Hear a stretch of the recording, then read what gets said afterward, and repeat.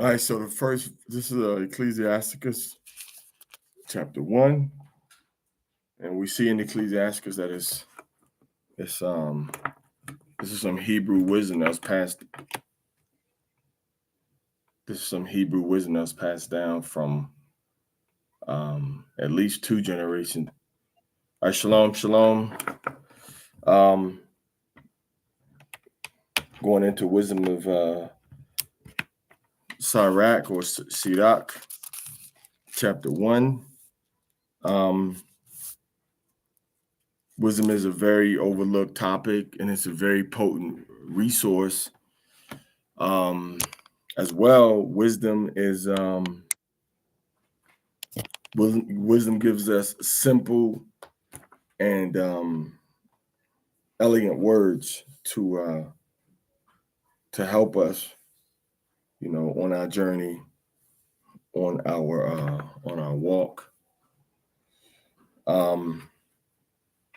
Sirach was actually written in Hebrew, and it was translated into Greek. So a lot of the versions of it are pretty similar. Not a whole lot of variances between the different versions, to my knowledge. So we'll start with chapter 1, verse 1, and I want you to really listen to these words, and I want you to try to figure out how you can apply these words, like how you can put these words into practice, put these words into operation, how you can apply them to your life, because you need to actually put wisdom into your equation. Like you can't overlook wisdom, you can't ignore wisdom, and you can't act like wisdom is not something that's like a needed resource. It's absolutely necessary in your life, and you're not going to really be able to go into the depths of wisdom where we all need to go without obeying the Torah. So wisdom expects you to walk in Torah and to get rid of all of the personality quirks that you have that are causing you to walk in a way that's not healthy for you spiritually. All right, that's what you have to understand about wisdom. Wisdom is not the Torah where you pick it up, you read it. Oh, I can't, I won't, I don't want to do this. Wisdom is more, wisdom will punish you when you know what to do with wisdom, but you don't do it. The Torah is more passive. It's a passive force, and it requires man's input in order to be executed. The words on the page, not saying it's not spiritual forces behind the Torah, but wisdom is an actual active entity. All right, wisdom is an active entity. So you have to apply wisdom. And if you don't apply wisdom, then wisdom is what comes behind you and laughs at you and makes sure that you get your retribution for what you've done. All right, that's what wisdom is. Wisdom is the force that's going to balance everything out. All right, she goes through all things because of her purity, but wisdom's going to make sure you get the blessing that you need, and that wisdom you get the chastisement, the correction that you need also. All right. So, it says that wisdom can do all things, but it also tells you that Hamashiach enables us to be able to do all things. So he's walking with wisdom. So let's start reading in wisdom of Sirach, Ecclesiasticus, the wisdom of Yeshua, the son of Sirach, or Ecclesiasticus. Okay, so this guy writing the book. His name is Yeshua or Yahawashi, but that name was not being used at this point anymore. It had transitioned into a more Aramaic form of the name, Yeshua. He's the son of Sirach, and he's the grandchild of a man named Yeshua. of the same name with him. So if it went from Yeshua to Sirach to Yeshua. All right. So the book should really be, it should be a Chakma Yeshua, wisdom of Yahawashi, or wisdom of Yeshua. All right. You read the prologue, you get a good understanding of everything. All right. So let's go ahead and start reading from verse 1. I'll read the verse, and I'll try to explain it also.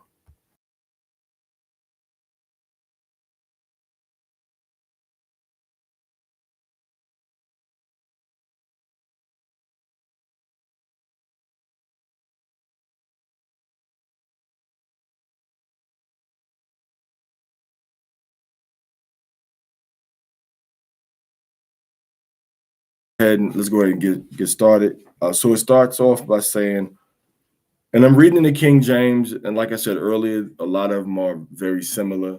You have the King James, we have the Nets Septuagint version, and then we have the NRSV version, the New Revised Standard version of it also. And you all can get one of the King James or get one of the to follow along. That purple, red, and blue one has it. All right. The that Good News Bible up there has Sirach also. So you got a few Bibles up there that have it. And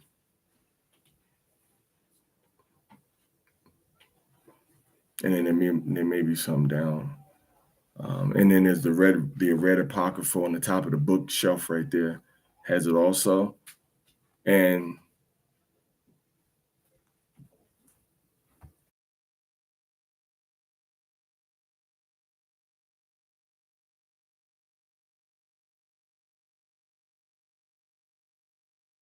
all right, and this is going to help you. It's going to help your family. It's going to help whatever you're pursuing in life. And we're going to go and get started. Sirach chapter 1. All wisdom comes from Yahweh, and it is with him forever. This lets us see that wisdom is a conduit. And we talked about that earlier during the Sabbath class. Wisdom is a conduit between us and the Father, just like Hamashiach is a conduit between us and the Father. Okay? Wisdom is a conduit. It goes between us and the Father, and it comes from Yahweh. So you can't get wisdom. You can't get wisdom without Yahweh authorizing you to have wisdom. It's not like the Torah. Anybody can pick up the Torah and start to read it. It came from Yahweh, but it was meant for all nations to have access to read through Israel's management. So wisdom is wisdom is an entity. Wisdom is not something, oh, that's wisdom. That's a level of wisdom, but the actual biblical wisdom is it's a spirit, it's an entity. What the Greeks call Sophia. But remember, Sophia was the word that was used before the Greek philosophers started to use wisdom the way that they use it now. Sophia was a translation of it, and it was our word for our connection back to Yahweh before they used it as some sort of religious or philosophical meaning. All right. So Sophia and wisdom are original Sophia and wisdom are synonyms. All right. So it comes from Yahweh. And that's why wisdom don't play no games. If you're not walking in wisdom properly, boom, read Proverbs chapter 1. Wisdom will look at you and laugh. Wisdom has, expressions of emotions and it's a feminine entity. But wisdom can be in so many places simultaneously. All right. You can look in Proverbs chapter 8, and it tells you that. And that's another thing about wisdom. Wisdom is you're always going to be able to make a reference to wisdom in some other book or chapter. Some other book or chapter. You can anything you say about wisdom. Oh, yeah, this is what David said, or this is what Jeremiah said. Verse 2: Who can number the sea, the sand of the sea, and the drops of rain, and the days of eternity? Who can find out the height of heaven and the breadth of the earth, and the deep, and wisdom. So basically, it's saying it's telling you that the application and the use of wisdom is without boundary, because the drops of rain are something that keep happening. The sands of the sea, sand is always created. So just as we see the sand and we see rain, we see eternity, wisdom also is without measure. It's without count.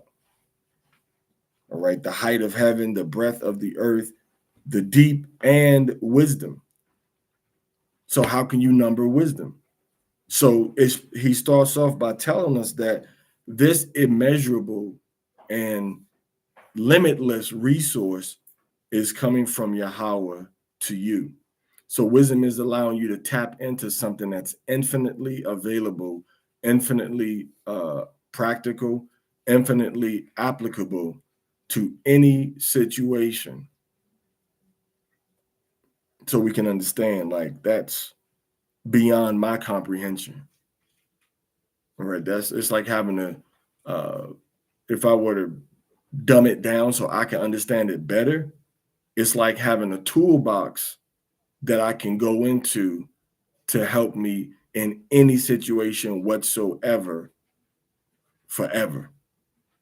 It's a spiritual, physical, emotional, psychological, educational toolbox that I can go into and that I can always access and do whatever I want to do with it. Whatever I need in righteousness, that's wisdom. Okay. Wisdom has been created before all things. And this is something that we talked about also. All right. We know that, wisdom was created. And we know that wisdom was created before anything else was created. Now, remember to follow me and see the different wording. Sirach, Ecclesiasticus chapter 1, verse 4 now. Wisdom has been created before all things, and the understanding of prudence from everlasting. What does yours say? Understanding of what? Doesn't have prudence. You got prudence on yours?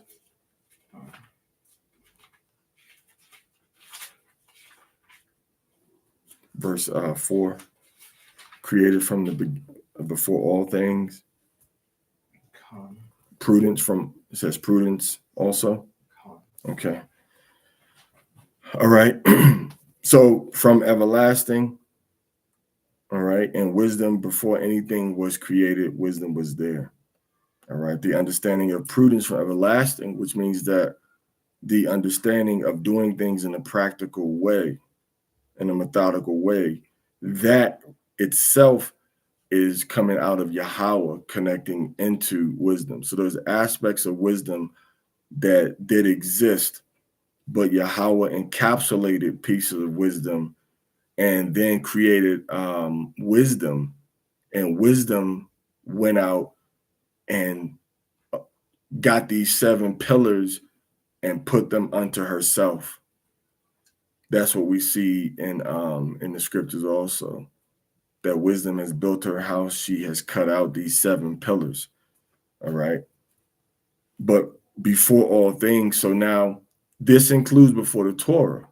So if wisdom is before the Torah, that means that the Torah is a certain aspect of wisdom. Of course, we know that the aspect of the Torah, the basic premise of the Torah, is going to be the second pillar of wisdom, which is instruction, because that's what Torah means. Torah means instruction. All right. That which we receive for instruction. Okay. Verse 5. The word of Yahweh Most High is the fountain of wisdom. This is how we get into the Hamashiach and the Torah as being things that we can use to get more of an understanding of wisdom, because the Torah is the word that Yahweh spoke to Moses, and Hamashiach is the word of Yahweh manifested in the flesh. but the words that he speaks. All right. Remember words, and also the word here, when we understand the Hebrew, is going to say like either Daver or Debar Elohim, or it's going to say Debar or Daver Yahweh. All right.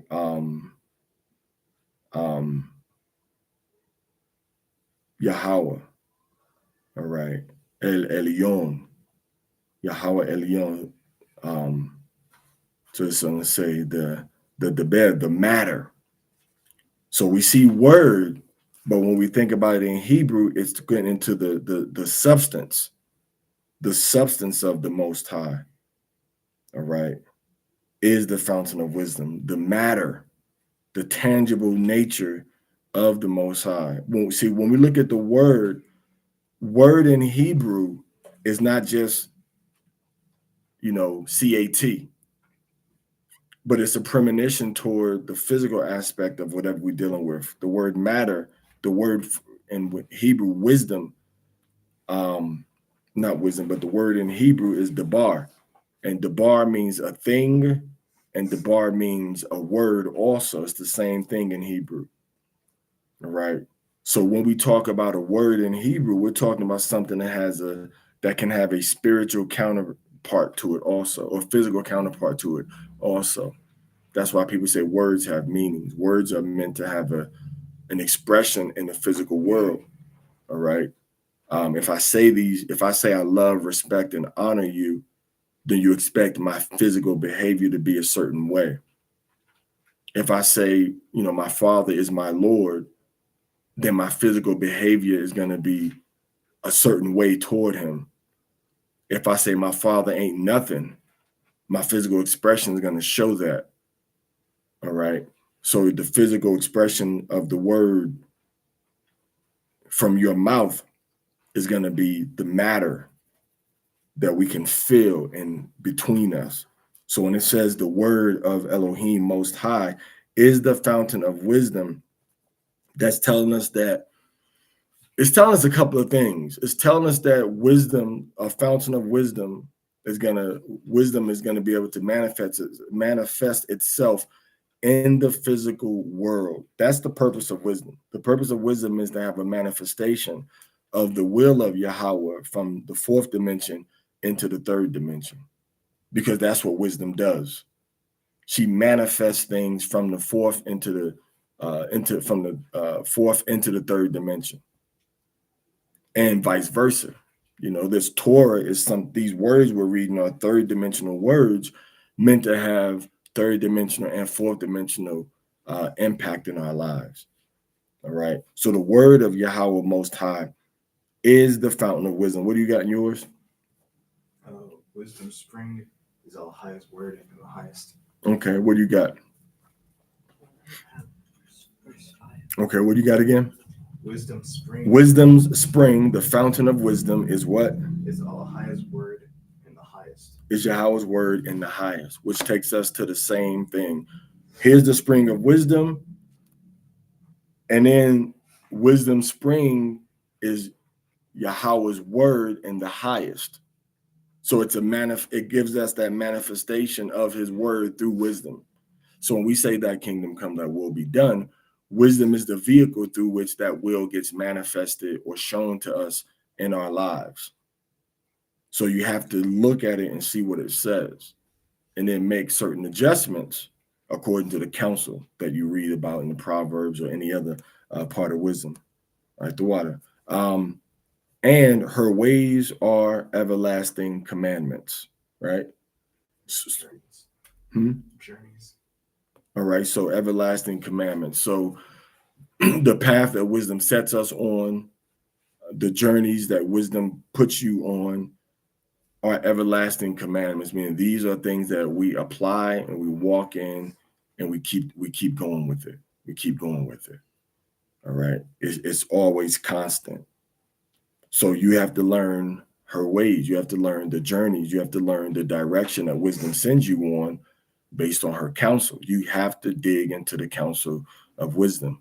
All right. From a person's season, you're trying to make carnal decisions with another carnal person. as a man or as a woman that is not walking in wisdom thoroughly enough, that has not seen the consistent and expected the consistent spiritual, physical manifestation of the principles behind wisdom. All right. We have. And that's why no matter how big or how small the matter, you need to get counsel from it, from us that are walking in wisdom, us that have seen the manifestation of wisdom through Hamashiach, through praying, through fasting, through especially changing the physical structure of persons' bodies, through prayer, fasting, applying proverbs. All right. So everything you do, you need to get counsel on it. It's not just, me and my other person that's close to me, we talked about it and we decided blah, blah. That's a big mistake. Because everything you do is spiritual warfare and you wrestle not against flesh and blood. Everybody knows that. So then the scripture says, before you go to war, get counsel. Get counsel. All right. So it's an everlasting commandment, the ways of wisdom.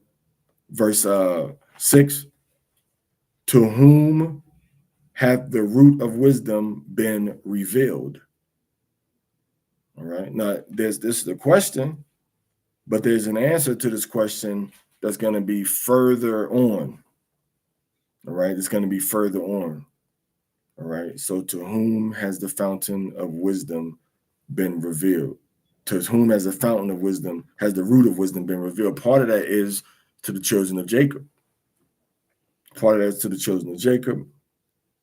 Part of that is going to be to those who have humbled themselves. All right. I don't really want to jump around, but let me go into Wisdom of Solomon because he answered it beforehand. Wisdom of Solomon 9:13. It says, for what man is he that can know the counsel of Yahweh, of Elohim? All right. So it says, to whom has the root of wisdom been revealed? The other one says, for what man is he that can know the counsel of wisdom, or who can think what the will of Yahweh is? All right. And it gives the question, and then it answers the question. And thy counsel who has known, except thou give wisdom and send thy Holy Spirit from above. So it answers that same question. All right. What man is he that can know the counsel of Yahweh? The counsel of Yahweh is wisdom. And that's the beautiful thing about wisdom. Once you understand wisdom and you know what to look for in a scenario, in a situation, and you're seeking counsel about it, wisdom is Yahweh saying to you, do this. Wisdom says, do this. Wisdom says, do that. All right.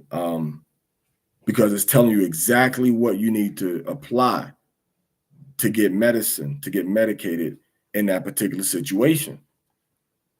But if I don't know the situation and you think you know better than me exclusively, and you don't get any outside counsel from somebody who at least knows, as much about wisdom as you, and you exclude me from that scenario, then you're not getting the best counsel. You're not getting the best counsel because you're only counseling with you or somebody like you making that ultimate, this is what we're going to do. I'm not saying bang down somebody's door for every single thing that you have a need about. But what I am saying is when you're making these major life decisions, you have to get additional counsel other than, the person that's in your bosom, meaning a person that's your brother and you are doing something, or your sister and you, or your family member and you, or your wife and you are doing something. Get additional counsel for these major life choices. So we see in Wisdom of Solomon, chapter 9, verse 13, and chapter 9, verse 17, that Yahweh sends wisdom and sends the Holy Spirit, but you have to ask and seek. And we know that from what? James chapter 1. James chapter 1. So who's he going to give wisdom to? And this is the thing that is all a puzzle. It's a big puzzle. James chapter 1. And everybody knows the scripture. If any man lack wisdom, let him ask of Yahweh that gives to all men liberally and upbraideth not. Give me James 1 in your book. I think it's let's look in 1 verse 5. If any man, James 1 and 5, if any man lack wisdom, do you lack wisdom?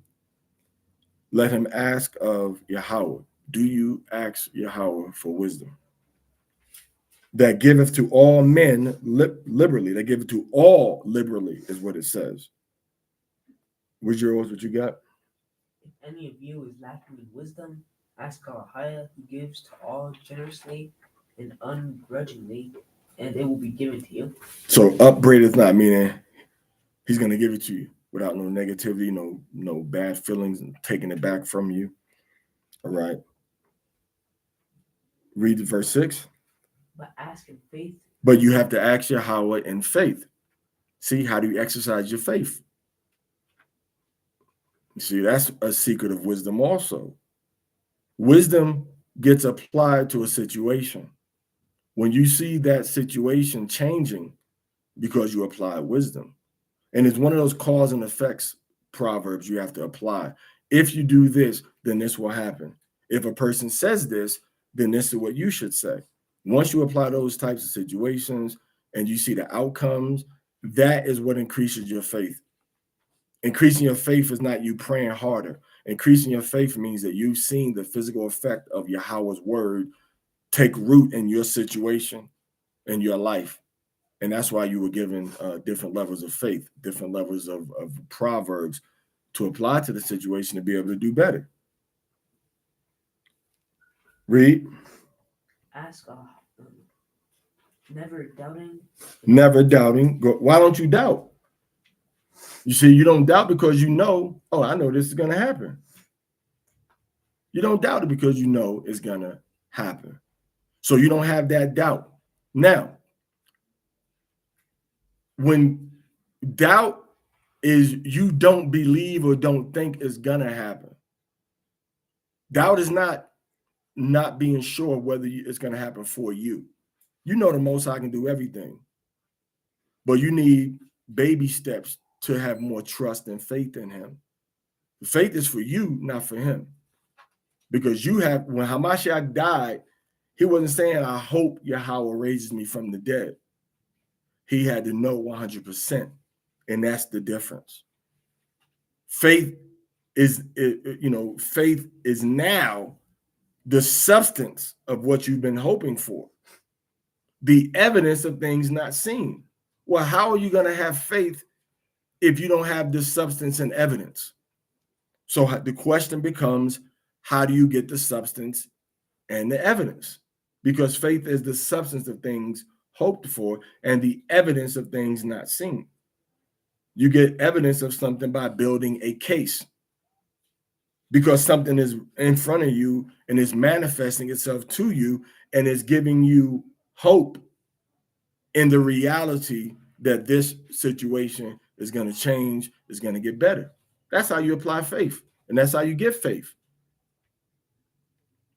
To summarize, you get faith and increase faith in Yahweh by applying the Proverbs to situations that are easy for you.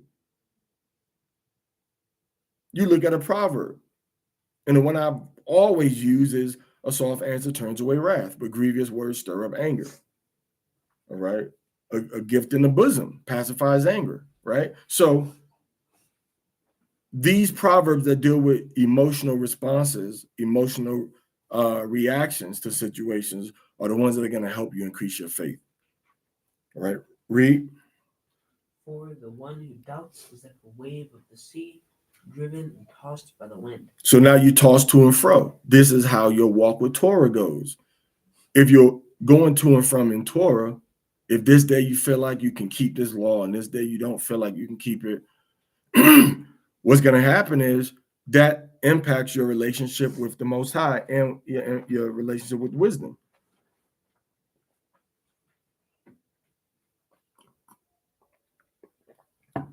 Okay, that has an impact. So you can't be wavering in the Torah if you know about the Torah, and you can't be wavering in wisdom. And that's why you can't enter into wisdom. You can't enter into Torah because you haven't decided that I'm going to be a new creature. The old man is still there. And the Bible is going to tell you you're sinning. And that's why you can't get wisdom. You're sinning. You want to sin. You're sinning willfully. And that's why you can't get the full operation of obedience to the Torah. And the Bible tells you that in this very same chapter. All right. So we went from we went from James. Now let's go back to Sirach. Let's go to Sirach chapter 1, and we're going to pick up from verse 6 again. We saw the answer. To whom has the root of wisdom been revealed? Or who has known her wise counsels? We answered that question in Wisdom of Solomon, chapter 9. Okay. You following us? Following? Okay. Verse 7. Who is it? The person that's seeking wisdom. The person that's trying to be obedient. All right. Sirach chapter 1, verse 7 says, unto whom has the knowledge of wisdom been made manifest? You got the same thing pretty much. Wisdom, skill. Been manifest. Okay. So to whom has the skill of wisdom, the knowledge of wisdom, been manifest? All right. Meaning that who sees wisdom that wisdom has and can put it into use? Who can actually use wisdom? People say, oh, yeah, I got wisdom, the wisdom of this, wisdom of that. But who can actually use wisdom? God, and it says, and who has understood her great experiences? Wisdom teaches you experiences. But do you understand the experiences of somebody else through or because of wisdom? Because that'll give you a different perspective on how to deal with the situation. What you got? Experience. What you got? And her abundant experience was understood. Okay, verse 8. There is one wise and greatly to be feared, Yahweh sitting upon his throne. All right, so Yahweh is the one that's the source of all of these things, which brings us right back to verse 1. All right. Verse 9, he created her and saw her and numbered her and poured her out upon all his works. Okay. So Yahweh created wisdom and numbered her, meaning wisdom has different levels and stages and compartments. All right. Again,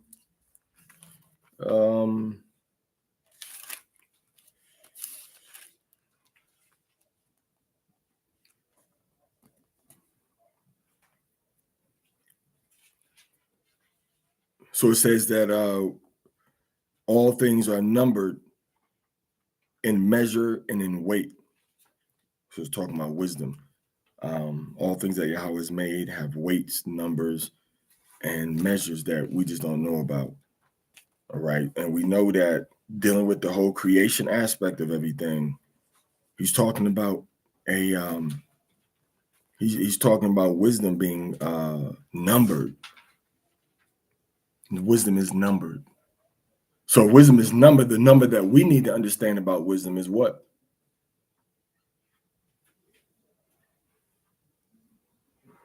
It's 7. To understand her 7 pillars. It's almost like to understand the nation of Israel, what number you need to understand is to understand the nation better, you have to understand the tribes better. Understand who they are, where they are, what did Jacob and Moses say about them, and then you got a map to look for them. All right, so he numbered her and poured her out upon all his works. Wisdom is the order of the universe. Okay. Wisdom is the Fibonacci sequence. Wisdom is the proportions and the balance of the atom, the neutron, and the electron. That's a manifestation of wisdom. All right. Wisdom is pi. going on, forever. Wisdom is the circle, the square, the octagon, the rectangle, the triangle. Wisdom is all of the things that Yahweh created that give us the story through numbers. That's an aspect of wisdom. Okay. So now you can see wisdom in everything. That's the point. You can see wisdom in the numbers. Okay. You can see wisdom in creation. You can see wisdom in using your eyes. So it says he created her. So if we're talking about it was something being created before anything and everything, we can go back to wisdom and see. We can go back to Genesis and see wisdom. And Yahweh saw what he made and it was good. We can see wisdom in that statement. The evening and the morning were the first day, the sixth day. We can see wisdom there also. The numbering of things, because wisdom itself is numbered before he created anything. Wisdom had a numerical balance. All right. So now verse 10 says, she is with all flesh according to his gift. Every human being has a aspect of wisdom, particularly in your body structure, in your DNA. As they find out more and more about the body, people get more and more amazed. The double helix, right? The 23 chromosomes that are flipped, twisting, spiraling in your body right now that make you who you are. So the scripture says that she is with all flesh according to his gift. So Yahweh has gifted wisdom in certain measures to people. It's not the same in everybody. And that's why every person must engage and talk to somebody else that has levels of wisdom to know how to do things better, or if things need to be done a different way. You don't have all the answers. You don't know how to do everything. You stop trying to make yourself an island sitting off in the cut by yourself. And then, we may see you, once every 7 months or so. Oh, I didn't know you was you was pregnant. Oh, you two babies? Oh, it's been that long? Yeah, I've been busy. Busy with what? A lot of hard decisions get made when we don't talk to people that can help them make them decisions better for us, right? A lot of hard decisions get made. We have to get counsel. All right. I saw I saw a house that we all of me and my cousins, right? We grew up about 30 minutes north of Harlem in Nyack. And we had a house, and I guess we used to go back and forth. We was in Queens, so we was more than 30 minutes. I just use Harlem as a center point. Probably about 15 minutes from the Bronx in Nyack. So I saw the house. I told my cousin, oh yeah, this house where we grew up at, you can look at it on the internet. It's at like 112 or 110 Clinton Avenue. So on Clinton and Franklin, right by the on-ramp to the Tappan Zee Bridge. All right. So I'm looking at this thing and told my cousin, hey man, here's a house. And he said, oh yeah, we need to try to get it. He got a podcast. So he started posting, oh yeah, we should try to put some money together, get this house, put a trust together and get it. I'm like, yeah, we get it. So I'm telling him all these things and he's taking what I'm saying and he's putting it like to everybody because he interacts with our family, more than I do. He moved from New York. He lives in the Poconos now. So he's telling me, oh yeah, we need to do this and get the house and blah, blah, blah. So now he's talking about it. But if he and I didn't communicate about that, if I didn't send a message directly to him, like, hey man, this is the house we used to play in and go on the roof. You go on the roof in that particular house. It's like, man, you could walk down to the river, Hudson River, and like, that part of Hudson River was pretty clean. You can go down there, be to the Hudson River, like less than 10 minutes, like less than 10-minute walk you at the Hudson River. So it's a very sought after piece of real estate. You know what I'm saying? Not saying it's riverside. The houses by the river are like 1.2 million, something like that. which is a good price for a river house in New York, you know, right outside New York City. But nonetheless, by me talking to him, he's like, oh yeah. So he's on his drive, like, oh yeah, we should do this, do that, da. And he's business mind, business oriented, so he can approach it, you know, from a different angle than me. So that's the point I'm making. When you talk and communicate with people, a lot of things you think of can become reality if you talk to people and you can get good advice on, you know, how to do it. And you don't got to do it on your own. You don't have to do it by yourself. It's more than just, usually people get together in groups of twos, right? That's a standard human formula, two people. And then you get a third person, and then the fourth person. And you get so many people, now you can do stuff a lot better. More diversity, more input. And that's why, like I said earlier, when Yahweh said, hey, I need one boy to do this job, okay, that boy came from a man and a woman. When he said, hey, look, I need 12 boys to create this nation, now Yahweh said, okay, I'm gonna need one man and 4 women to make these 12 boys that are going to become the 12 tribes of Israel. And then the 12th one was so, the 11th one was so powerful. Now he had to go out and make 2 more, which is Ephraim and Manasseh, Puerto Rico, people that call themselves Puerto Rican and Cuban today, which is the Ephraim and Manasseh, right? So depending on the concentration of that power, Yahweh expanded it out with 4 women to make these 12 tribes, even though they had to go through some things to get to that point.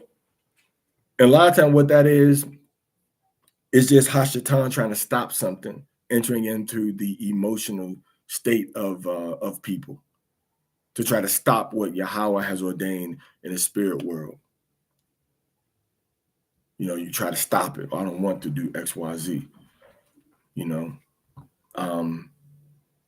That's why you see Simeon and Levi getting put into a situation where they could have gotten killed by attacking the town of Shechem and them, all right, because of what happened with Dinah, okay? Or Joseph going into Egypt could have got killed as a servant, slave down there, but like he saw the vision, he saw what was going to happen, and that's how it had to go that route. What they meant for evil, Yahweh meant it for good, okay? Yahweh meant it for good. All right, let's go into the next verse. Well, let's finish reading that actually. She is with all flesh according unto his gift. So everybody has a piece of wisdom that you can extract from them, but it ain't always the only piece that you need. All right. And he has given her to them that love him. See that? Okay. If you love me, keep my commandments. So the more you keep the commandments, the more you walk in wisdom. So the person that's keeping the commandments greatly are able to have a little more access to wisdom than somebody who's not keeping the commandments as well as they should. All right. Because as it says again, he had given her to them that love him. Listen, the fear of Yahweh is honor. You see, fear of Yahweh is the beginning of wisdom. You fear Yahweh, you obey him. So wisdom and Torah working together, you conduct yourself in an honorable way. You have honor. All right. And glory. The fear of Yahweh is glory. You glorify wisdom. You glorify the Torah. You glorify unity. That's your aim and goal. Is the glorification of what Yahweh has written in his word. Not just for you. Not just for you. And that's how you kind of know you kind of veering off of the wrong path, because or your whole focus is on me. What should I do? What should my family do? What should my wife do? What should my husband do? What should my kids do? It's always me. So you want to just do things that's going to glorify your plan, your ideas, your family, not the nation, not the pockets of Israel that we're a part of. Okay, so it says what? The fear of Yahweh is honor, and glory, and gladness. You're glad. Gladness, right? And the crown of rejoicing. Now you're going into how the fruits of the Spirit are inseparable. Having the fruits of the Spirit and walking in obedience to the Most High is a manifestation actually of wisdom, because this is written before Paul, the fruits of the Spirit were written.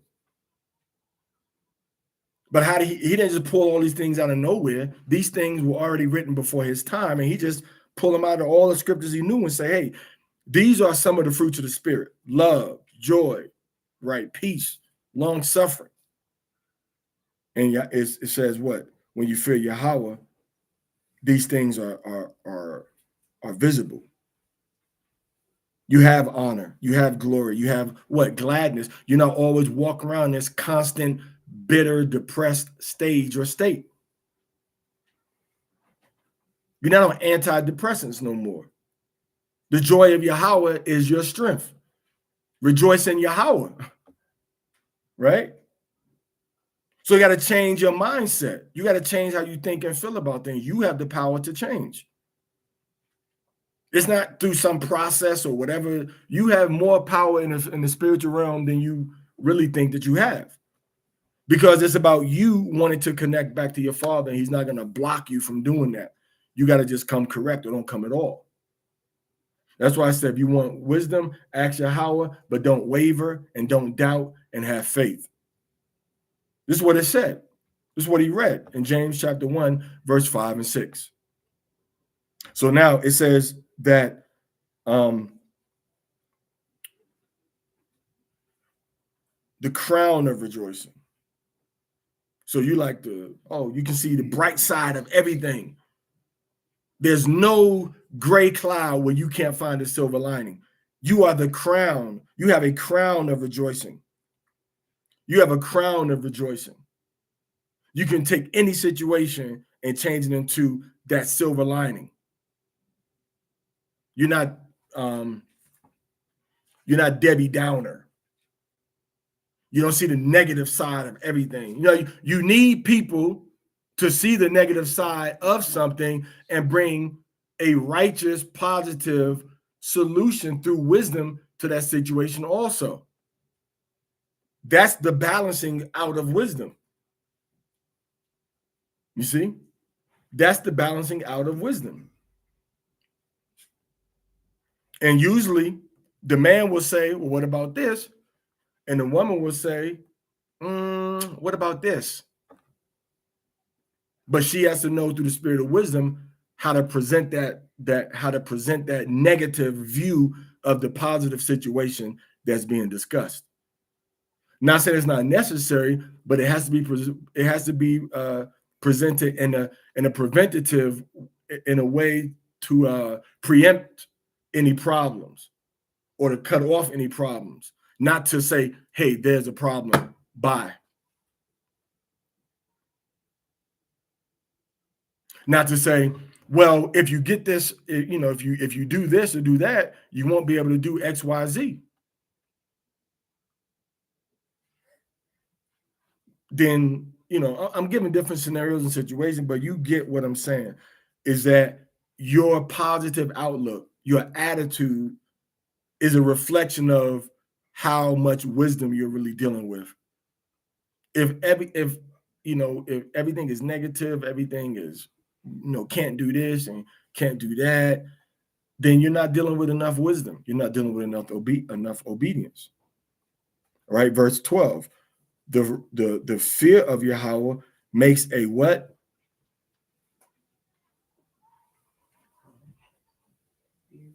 Anybody got? Delights the heart. Can somebody say something, please? Fear of Yahweh delights the heart. What you got? Fear of Yahweh delights the heart. All right. So if your heart is delighted, if your heart is merry, why is everything bad and negative? Oh, that ain't no issue. You know what? What a challenge would be is such and such and such. But if that happens, then this is what we would have to do. So you're already in your mind figuring out the whole thing. So a negative outlook don't have no seat in your spirit. Negative outlook doesn't sit. It's just there to allow more what? More growth. To allow the light to shine even more. Right? Because the darker it gets, the brighter the light shines, right?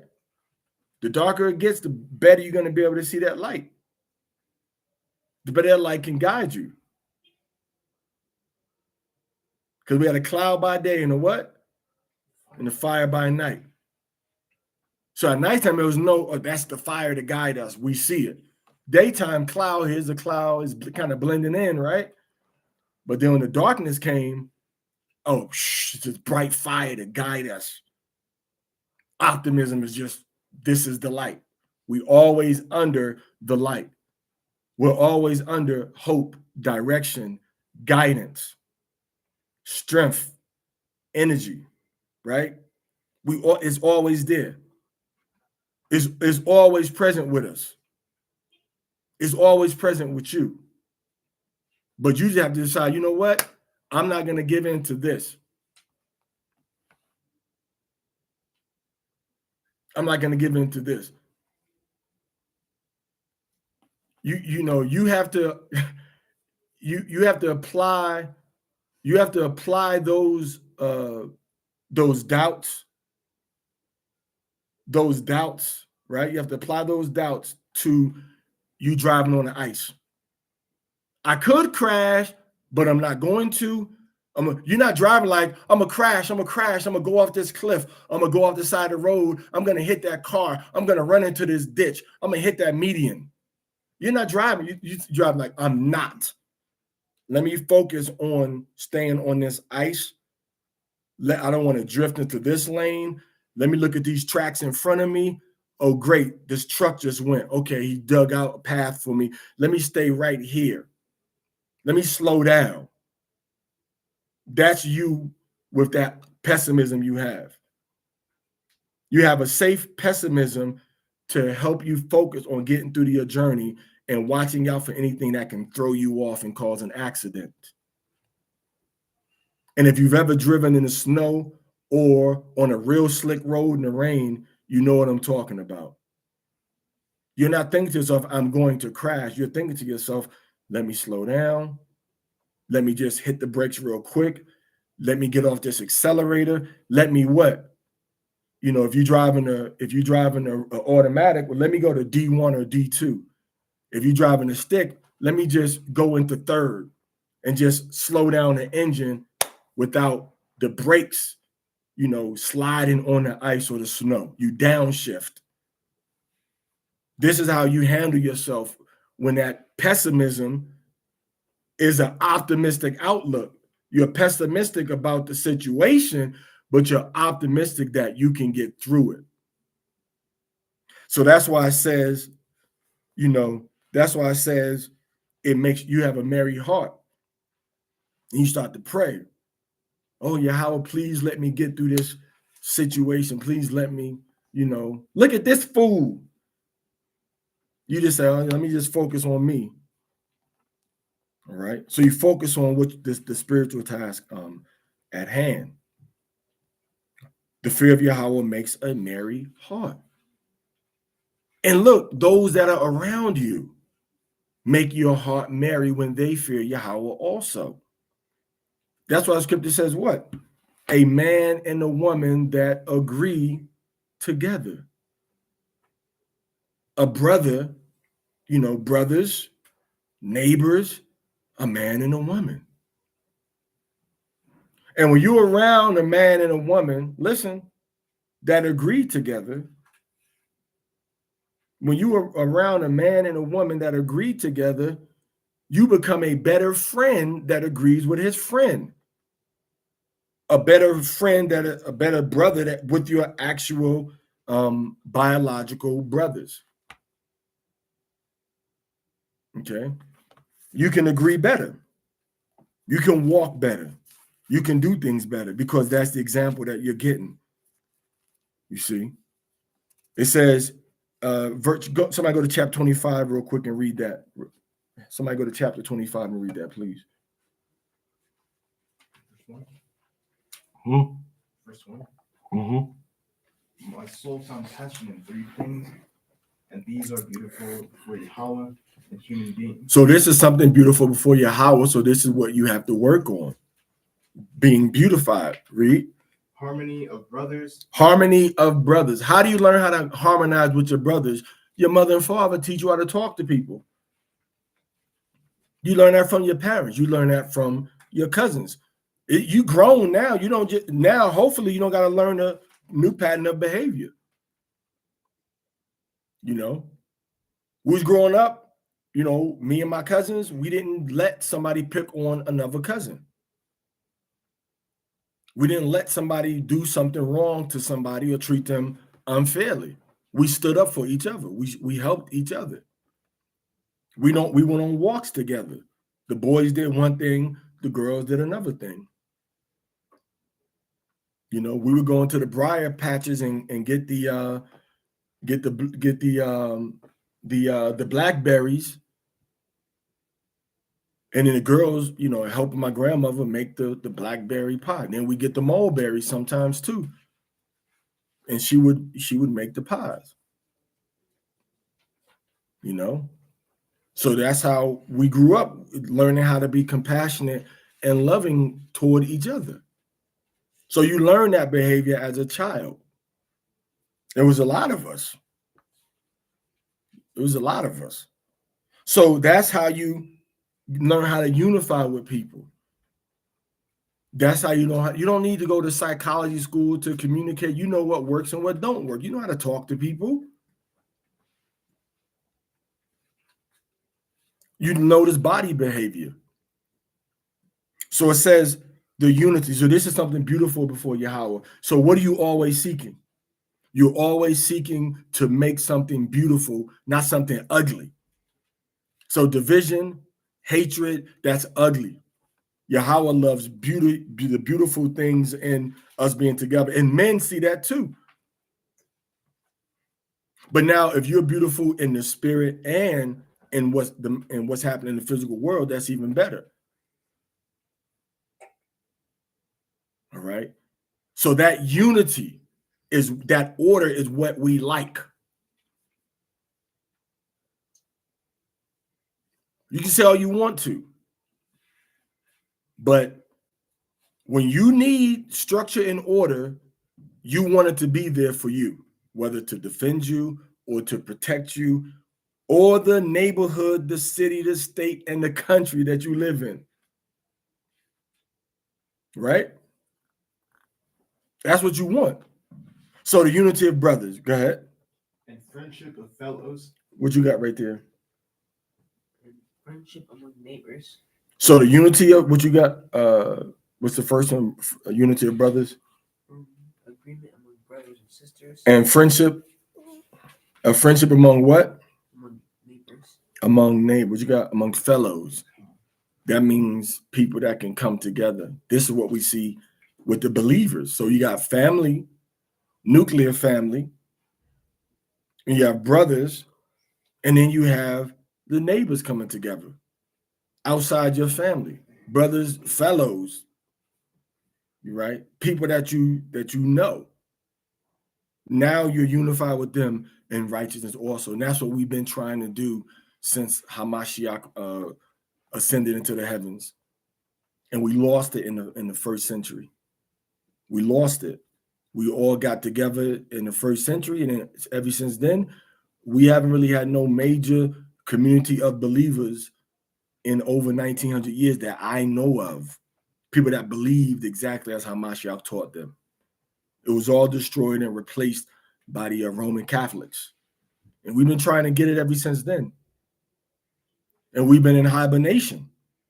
Now we're waking up. Now we're looking at this to see exactly what and how to do it. So you have to know your brothers first, your families, your siblings. All right. How do you engage with them? And it's a cycle. Your mother and father, they show you. What did you learn? What behavior did you learn from your mother and your father, or your parent and your step parent? What did you learn? What are you using from that relationship that you saw? Everything is a learning and a teaching engagement with human beings. So now, because you know how to love your brother, now you know how to talk to and love your neighbor. And the more brothers you got, the more sisters you got, the more you'll be able to deal with different types of personalities. And you don't understand or realize these things until retrospect. Oh, he remind me of cousin so and so, or he remind me of aunt such and such. And then you learn that personality from being around that personality. And I said, well, man, he keep doing everything like this person did, so I got to kind of change my approach if I want to have peace. Be the one that's willing to bend. The trees that are flexible are the ones that bend during the storm. The trees that stay and last long, they can get that flexibility until now they flexed enough to where they flex that muscle enough to where they don't need to bend now no more. Because their roots and their base are so strong, it's not going to get blown out. You can't blow it out the ground now. So you got to humble yourself. You got to bend like that tree first for a few seasons.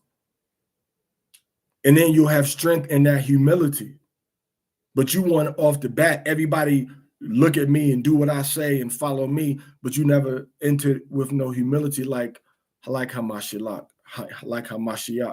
Jacob bowed down 12 times to Esau.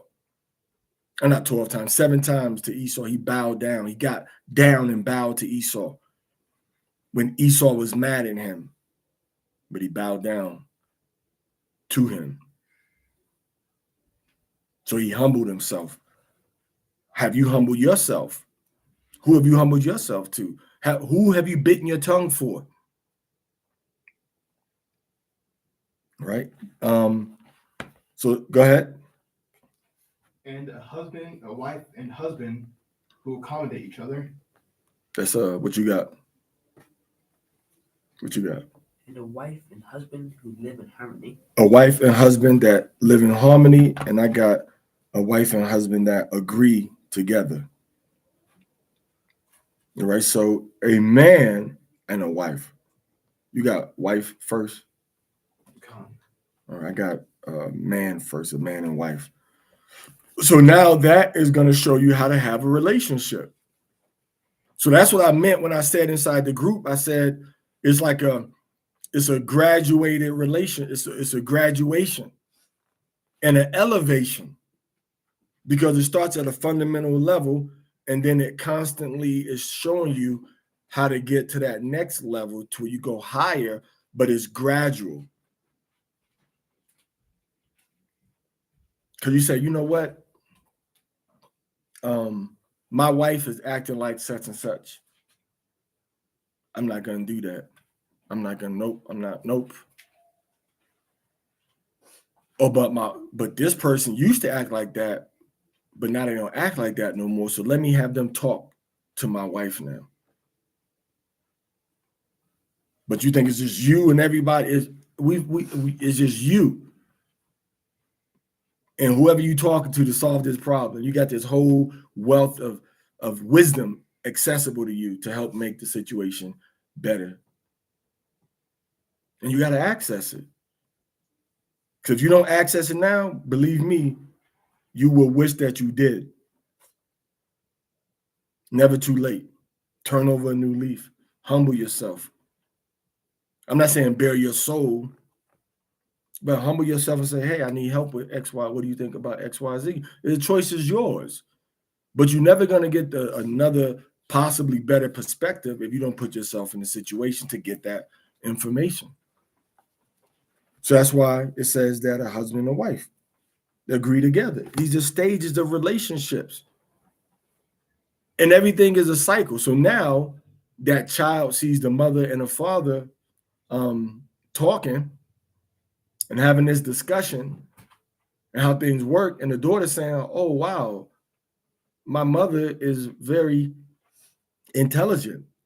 My mother's very strong, but she don't talk to me like she talks to my father.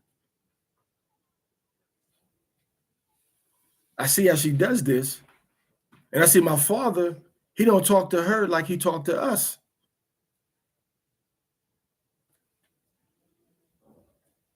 You know? So then, and then the hugs and the embraces and the kisses, that child is not going to really understand the significance of that until they looking at their own child, 1 day old. And then during that entering to the Brit Milah, the covenant of circumcision on day number 8. And then when you have your own son getting circumcised, then you're gonna be like, man, I want to hug and kiss him every day. So that learned behavior is gonna get passed down to the reason I hug and kiss my children every night, is at least every night before they go to bed, is because that's what my mother and my stepfather, that's what they did with me. They gave me hugs and kisses at least once a day, every night, like every day of my life I could think of, being under the same roof with them. It's a learned behavior. And it helps if you've been picking on people in school all day, or somebody's been picking on you in school all day, that hug and that kiss from your parent helps to reset you. And it helps give you that emotional, chemical rebalancing to go out and do better the next day. To do better the next day. How to avoid situations. You trigger different parts of your brain. All right. You trigger different ways to deal with situations. So it's the brothers, the fellows, the neighbors, and then there's the marriage. Each of these stages of life is preparing you for the next stage. And then you have these little people that you have to be responsible for giving them. And you can't do it with just a man or with just a woman. You need both male and female engagement to make it happen. People both that are your age and people that are older and people that are younger. You see what I'm saying? So you walk into that cycle. So now when the scripture says that the fear of Yahweh makes a merry heart, you showing somebody affection and you helping somebody understand about Yahweh, and you being that darn near impeccable example of obedience to Yahweh is going to make your heart happy and make their heart happy. Showing them how to fear Yahweh is going to show them how to deal with their emotions also. This is what this wisdom is talking about. So you have to tap into the emotional aspect of wisdom, not just the grandstanding, the part of wisdom that makes you look inside yourself and be like, what can I do better?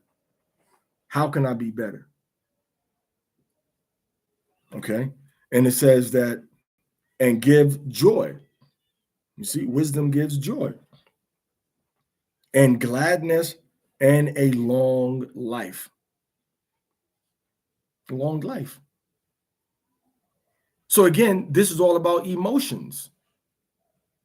Your body can start to heal itself and reset itself physically if your emotional outlook and your emotional input and output is more positive.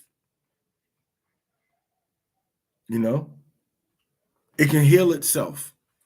It can self-correct. If you do it consciously with wisdom, it's going to be more effective. Because some people do it passively and I just did this and then I got better. We're not talking about that. We're talking about you consciously saying, I want to have what? A long life, which means I want my body to be healthier. So the fear of Yahweh gives that. The fear of Yahweh makes me have a long life. It gives me a long life. So I got to get more fear of Yahweh. I got to get more carefree. Wisdom is carefree also. Right? Wisdom of Solomon chapter 8 talks about how wisdom is carefree. Okay. And women can really thrive at wisdom, but it requires for them to conquer their base emotions. Women can really thrive in wisdom because it's very emotional centered. But the controlling of the emotions, engaging the response, and tapering back the response is the hard part for the woman.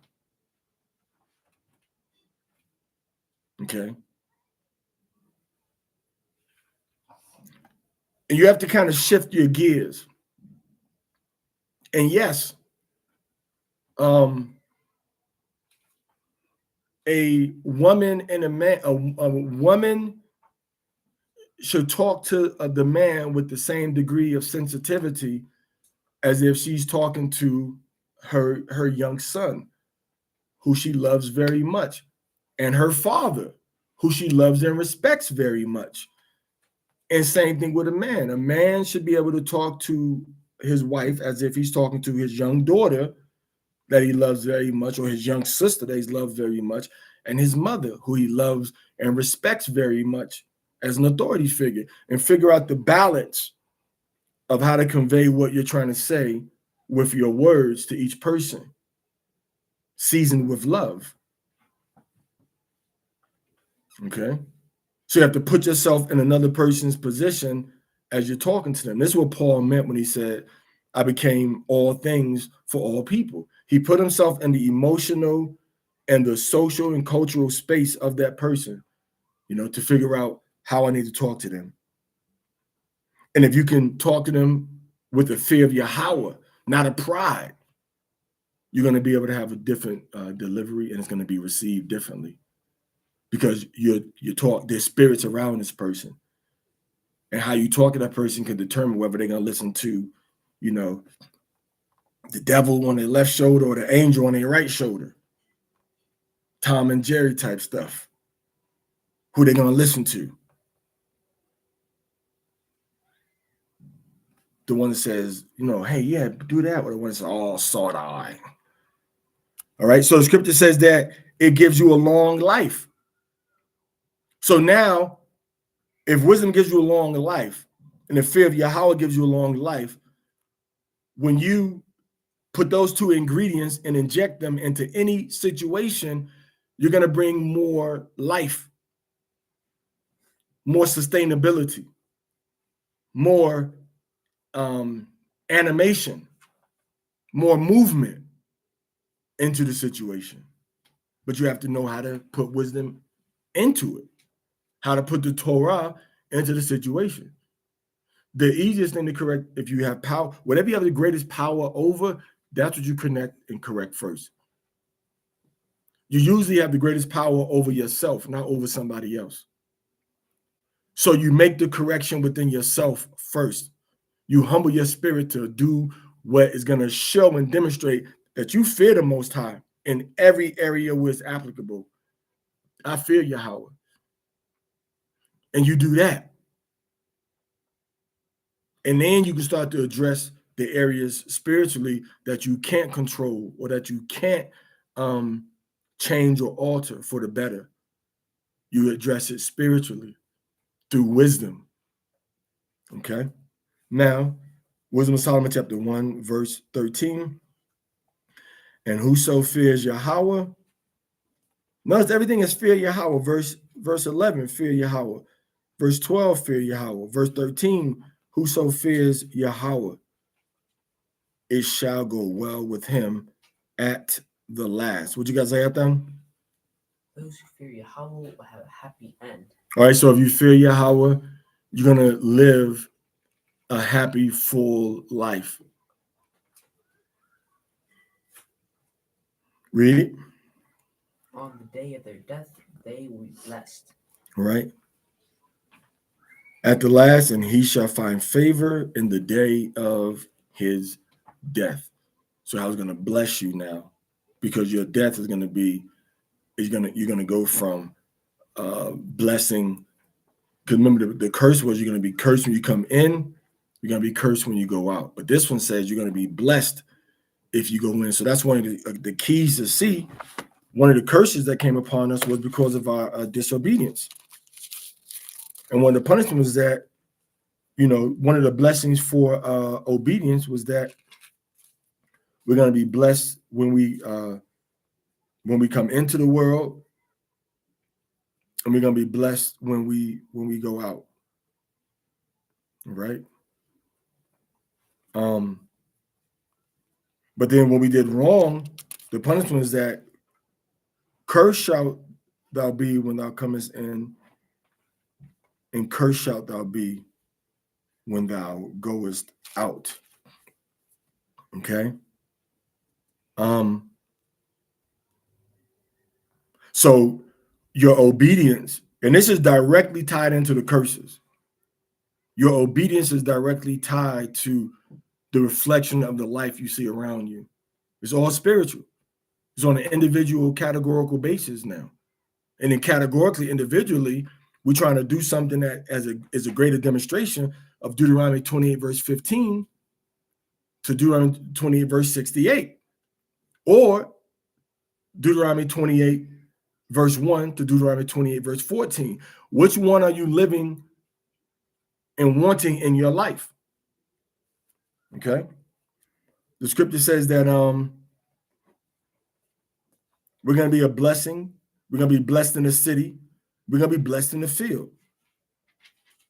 The fruit of our body is going to be blessed. And verse 6 says, blessed shall you be when you come in, and blessed shall you be when you go out.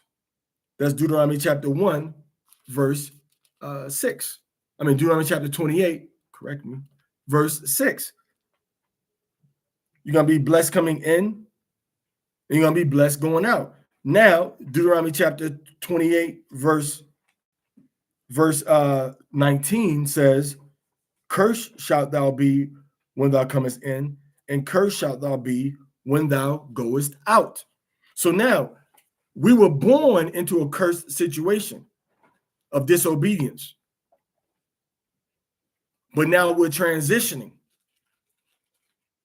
into the part where it says, blessed shall you be when you go out. So so this is showing you how, through wisdom in the Torah and accepting Hamashiach, you have the power to live under Deuteronomy chapter 28, Devarim 28, verses 1 through 14. But you're in a transitional stage now, just like you're transitioning from being under the curse of the law. And now you're transitioning into the blessings of obedience, but you have to do it through obedience. And this is why I'm talking to somebody, I'm like, well, I can't do this, man, because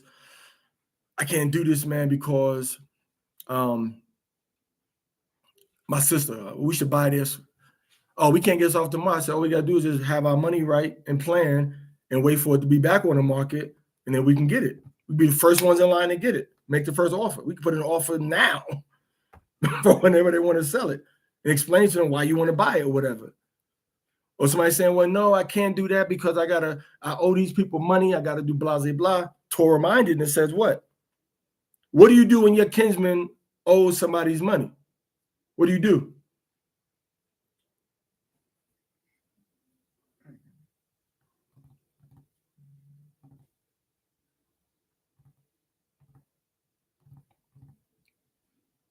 And you want to help them. You redeem them. You help pay off that debt. And now they're going to owe you that debt, if that's how you choose to do it. Or you can just, it's going to be scot-free. It's going to be, oh, man, this money that I paid to get you redeemed, you owe it to me or us now. You owe it to the family now. Because you're trying to do it one person, when you got this family over here? That's what I was talking to Sirach earlier. I was like, why do our families always want to sell somebody's house when they die? I didn't say it like that, right? But they always want to, every somebody die, oh, we're gonna sell the house. Then the grandkids stand in a shelter. Because you got to come together and understand that the Torah is meant for us to have life, and wisdom is meant for us to have life, and how Mashiach came so that we can have life and have it more abundantly. So there's no solution that we shouldn't be, there's no solution that we cannot achieve if we approach the problem together. I mean, we got lawyers that are Hebrews. We got brothers and sisters that are PhDs, MBAs that are willing to help us deal with whatever situation we may want to deal with. All right, to try to help things, try to make things better. Okay, so these are the things that we see in this verse. Wisdom will give you long life, but you have to change how you approach life. Wisdom will give you favor at your death. So you're not going to be cursed when you go out. You're going to be blessed when you go out. You're going to be blessed when you die through wisdom. You're going to have favor on the day of your death. And I was just thinking, and the more you really think, you have to really think outside of what it is that you're trying to do. You can't just say, well, society says X, Y, Z, so I got to do 1, 2, 3.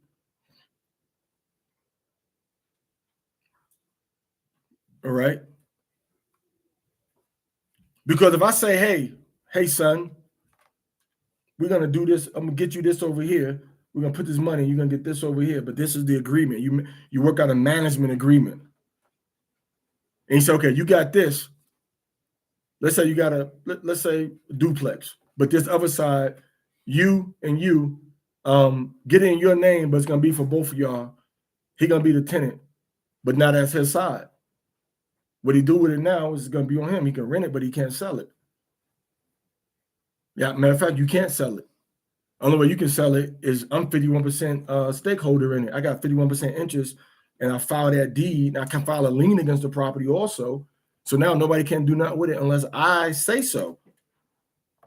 In the meanwhile, he's over here, with this place. So you know what? I want to get another place next year. What y'all gonna do with this place? Or we're gonna just use this one, and this now we got money coming from that. So now what I've done, what did Abraham do to alleviate the problems? He passed out everybody's inheritance before he died, right?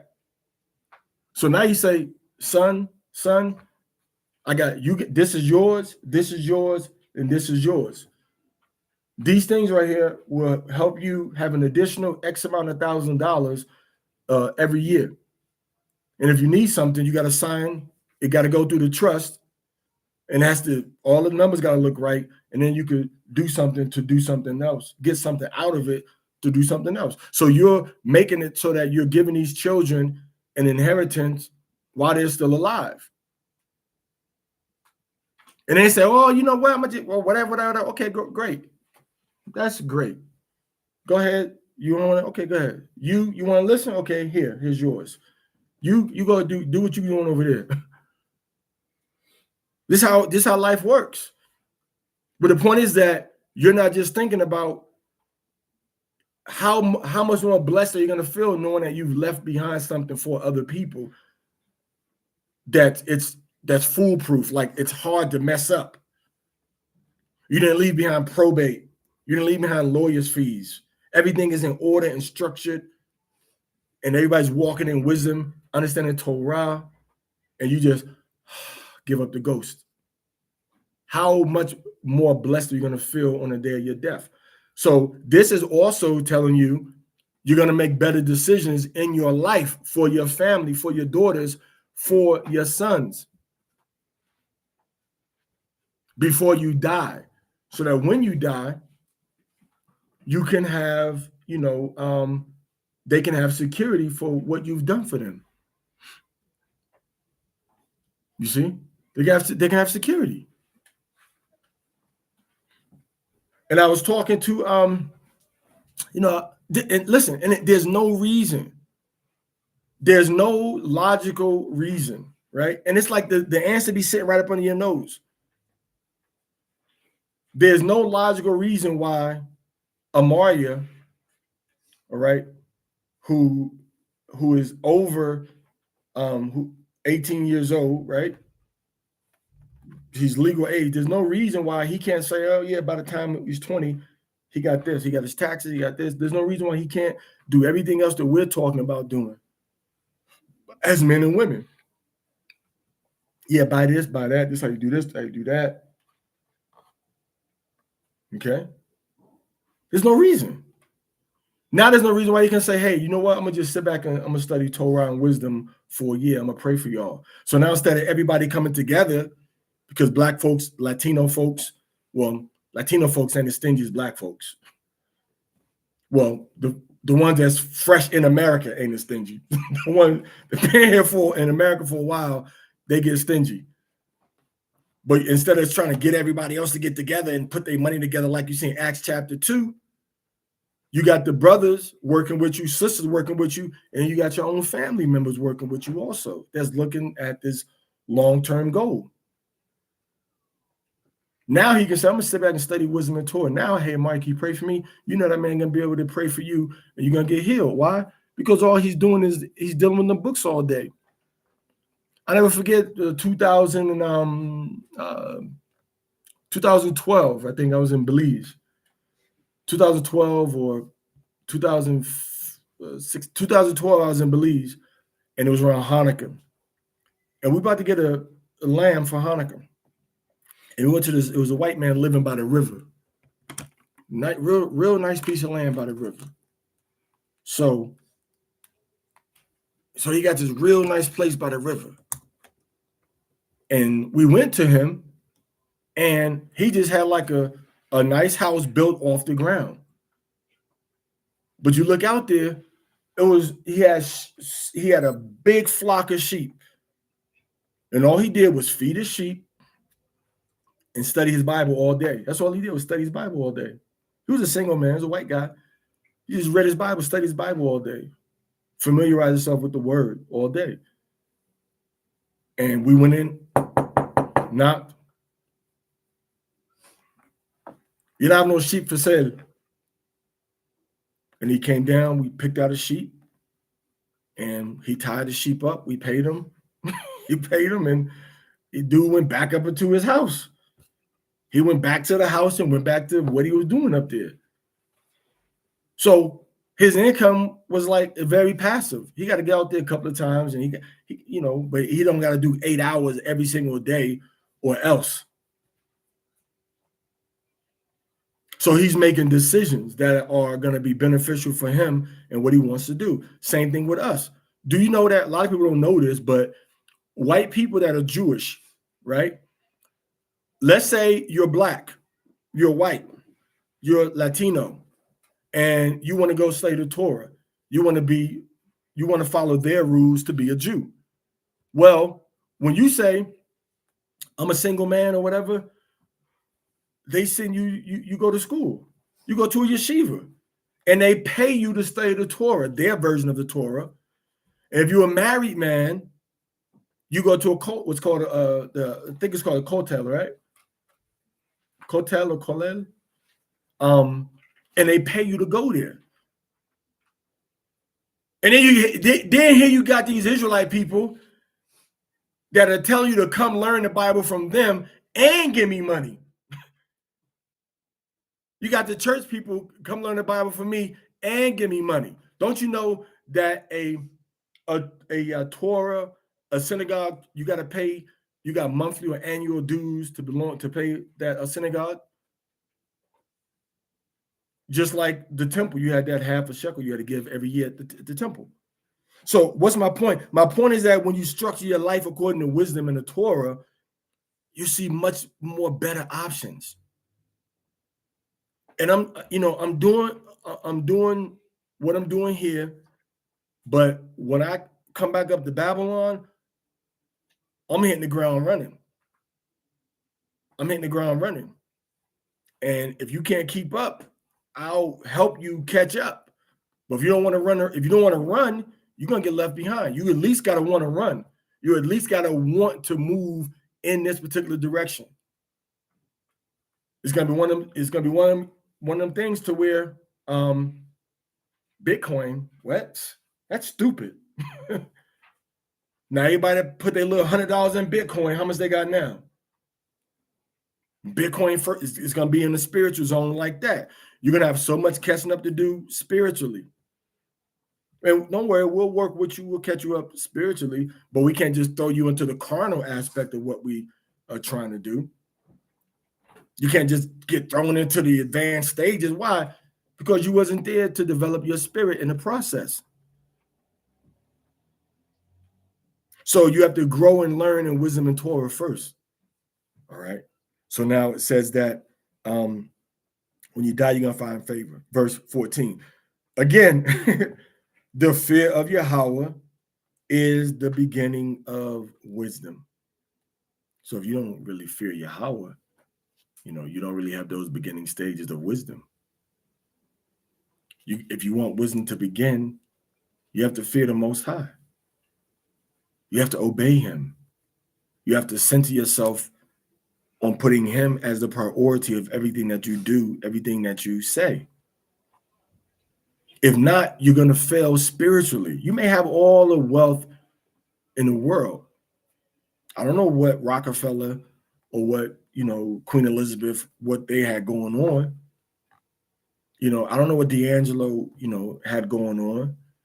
But whatever they had going on the earth, they can't do anything about it now. What could they have done that they didn't do? What could they have done that they didn't do? And I think I said this before. I was thinking about D'Angelo, man, I'm trying to think of one song that he had that was really kind of like a righteous type of song that you could really play and listen to and explain, listen to it and explain to your children what he's talking about. And it was like, I couldn't think of none. Going out of days of Whitney Houston,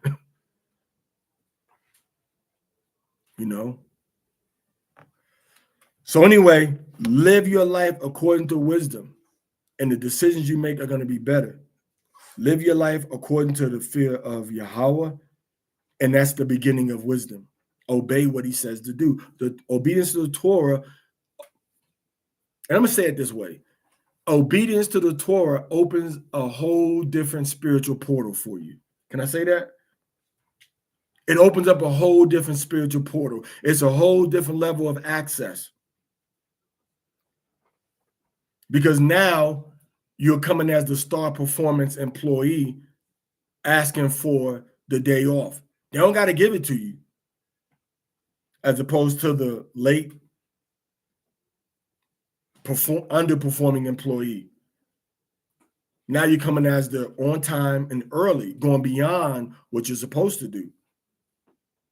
So you're not even really meeting your responsibilities for the Torah, and you want the Most High to do something extra for you. Hey, can you do this and do that for me? But you're not even doing what he asked you to do. How dare you? So that's why it says that the fear of Yahweh is the beginning of wisdom.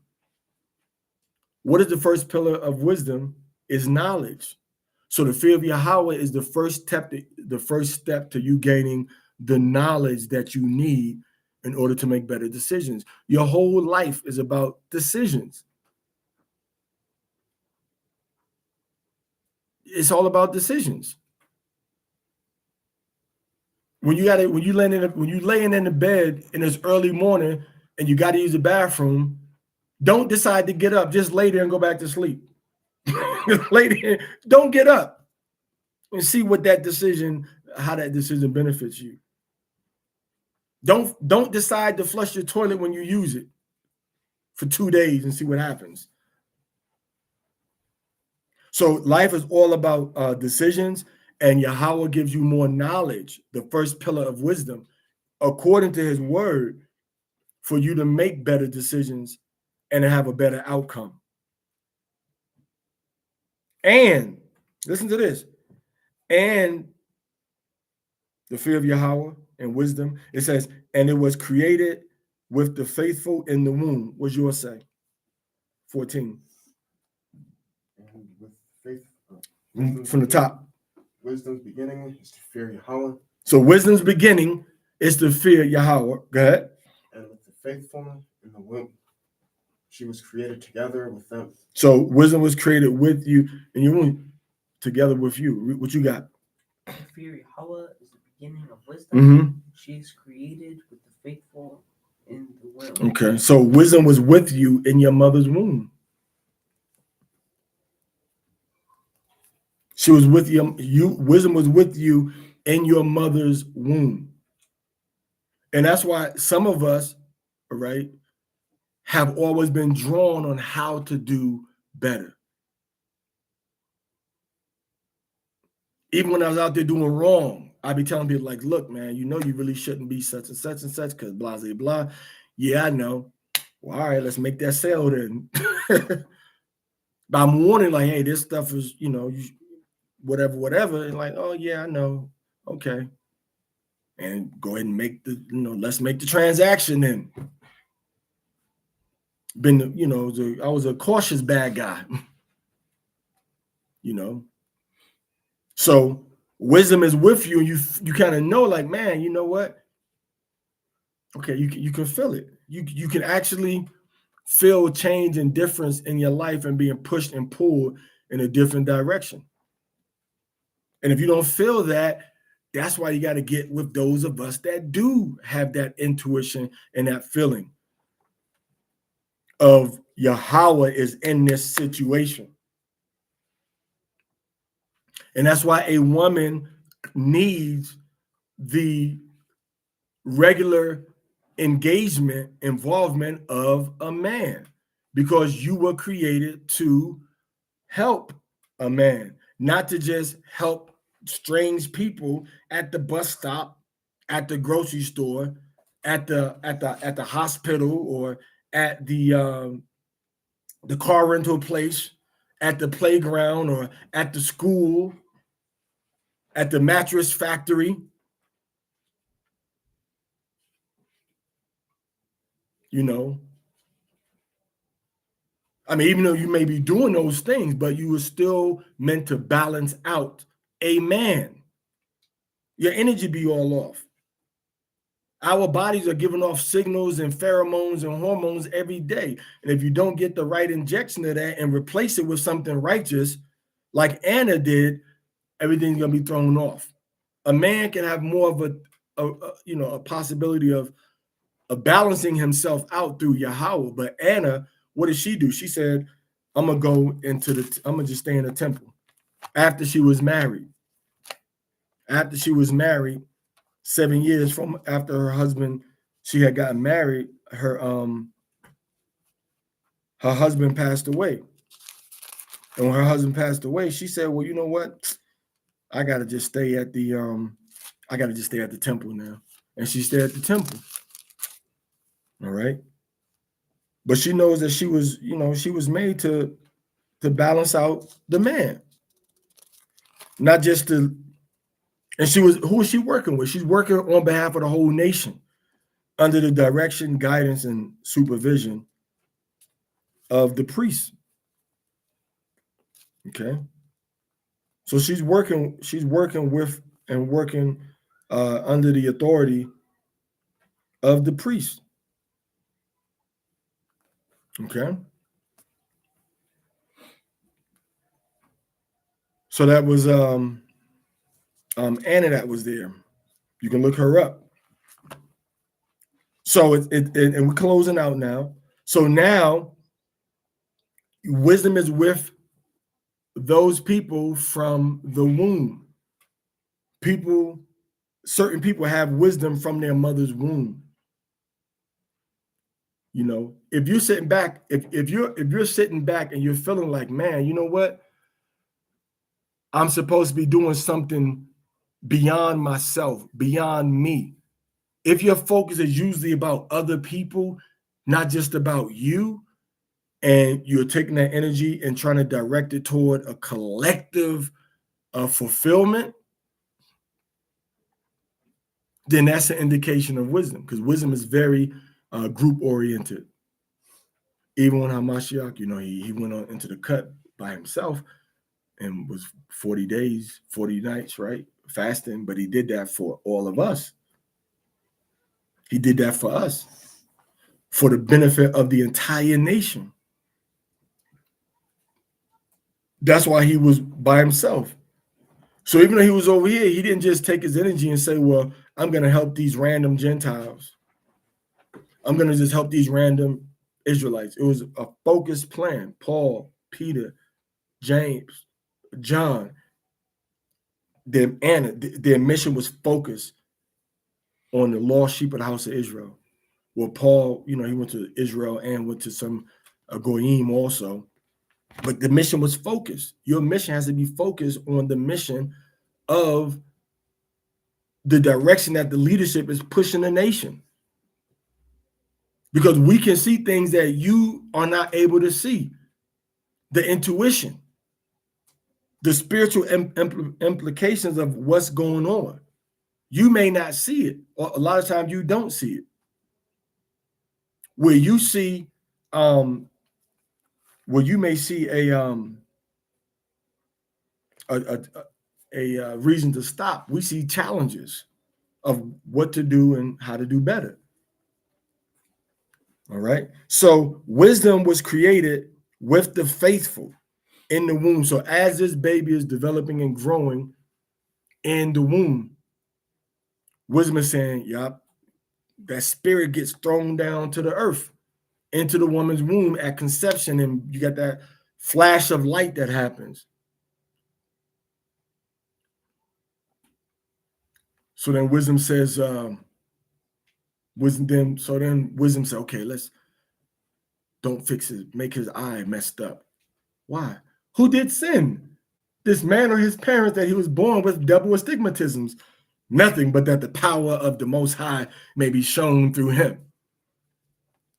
Yahweh knew, okay, when this baby is born, let's give him double astigmatisms. Now let's make sure that they get wisdom. Okay, now this is the right season. Wait, back up, rewind and go back to the beginning of this film. Okay, boom. Let's make sure he gets circumcised on the 8th day. Okay, bam, he's circumcised. Now let's move forward. So wisdom is kind of guiding. You don't believe me? This is what wisdom does. Wisdom is guiding, and this is going on in the spirit world that we don't see. Wisdom is guiding those people into greatness, and she hasn't stopped doing it. Wisdom is still doing that. It's guiding men toward greatness. Right? Wisdom is helping those of our people do better so that they can be a better vessel for greatness, for the whole nation to benefit, for all of the believers in Hamashiach to benefit. All right. Like I said, we starting from verse chapter 1, but we're gonna keep reading these chapters, and hopefully, as we read them, you'll get a better understanding and you'll see how to apply it. Several years ago, when we first started really operating and dealing with wisdom, we'd have exercises of wisdom. And then as we exercise wisdom, you know, we come back and then we bring all of our things that we had done, we bring them together, and then we pray for something or something or somebody. And then we'd see that prayer actually come to pass. All right. If you look at Wisdom of Solomon chapter 9, verse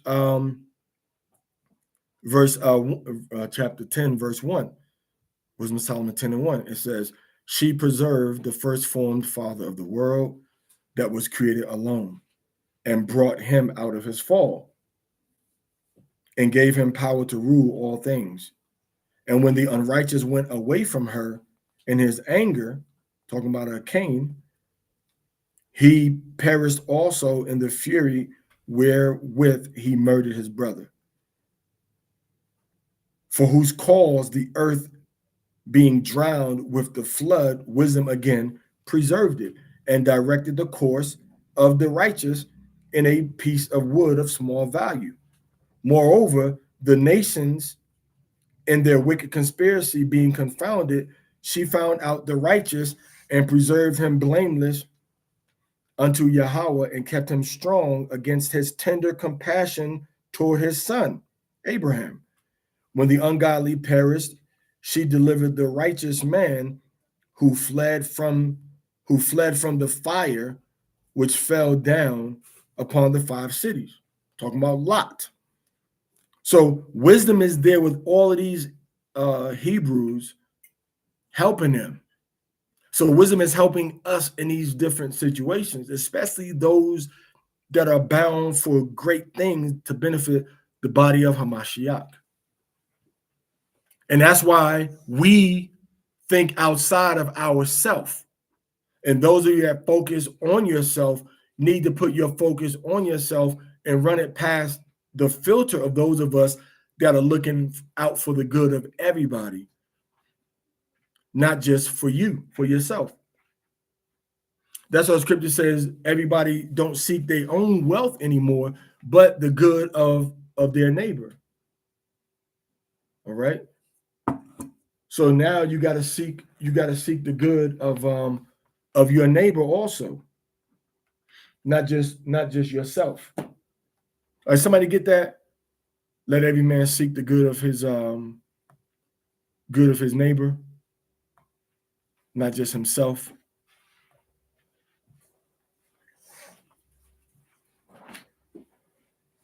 Somebody get that real quick.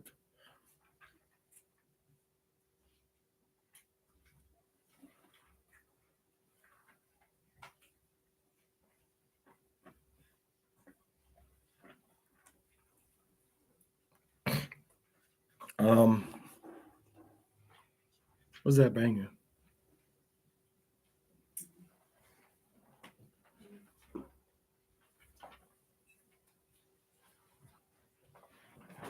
Is anybody downstairs? On the first floor? All right. Let's see. Give me 1 Corinthians 10:13 in the NRSV. 10:24. 1 Corinthians 10:24. Give me that. 1 Corinthians 10:24. Actually start with 23. 1 Corinthians 10:23. All things are permitted. Everything is permitted. That's lawful. Go ahead. But not all things are beneficial. But everything you want to do is not beneficial. So you can't do what you want to do just because, it's not beneficial for the body. It may be good and lawful for you to do what you want to do, but it may not be beneficial for all of us, right? Go ahead. All things are permitted. Everything is permitted that is lawful under the Torah. Read. But not all things build up. But everything is not going to edify the body. All right? Everything's not going to edify the body. In other words, hey, I've done my part. So I'm leaving. I'll be back in 2 days. Well, we need this done tomorrow. Well, look, I need to go home. And then it's like, we need this done by tomorrow. I can do it today. It's not unlawful for me to leave, is it? I'm not breaking no law. But the scripture talks about what? Edification. Edifying, building up. So this is why Paul is telling us that we got to change our mentality. So he says, yeah, you can do what you want to do, but is it beneficial? Is it going to help to build up? Now, let's go to verse 24. 24 is the nail on the head. Go ahead. Do not seek your own advantage. Don't seek things that put you in your own advantage, but that of the other. But look out for the advantage of your brother. And in the King James, it says, let no man seek his own, but every man another's, then it has wealth.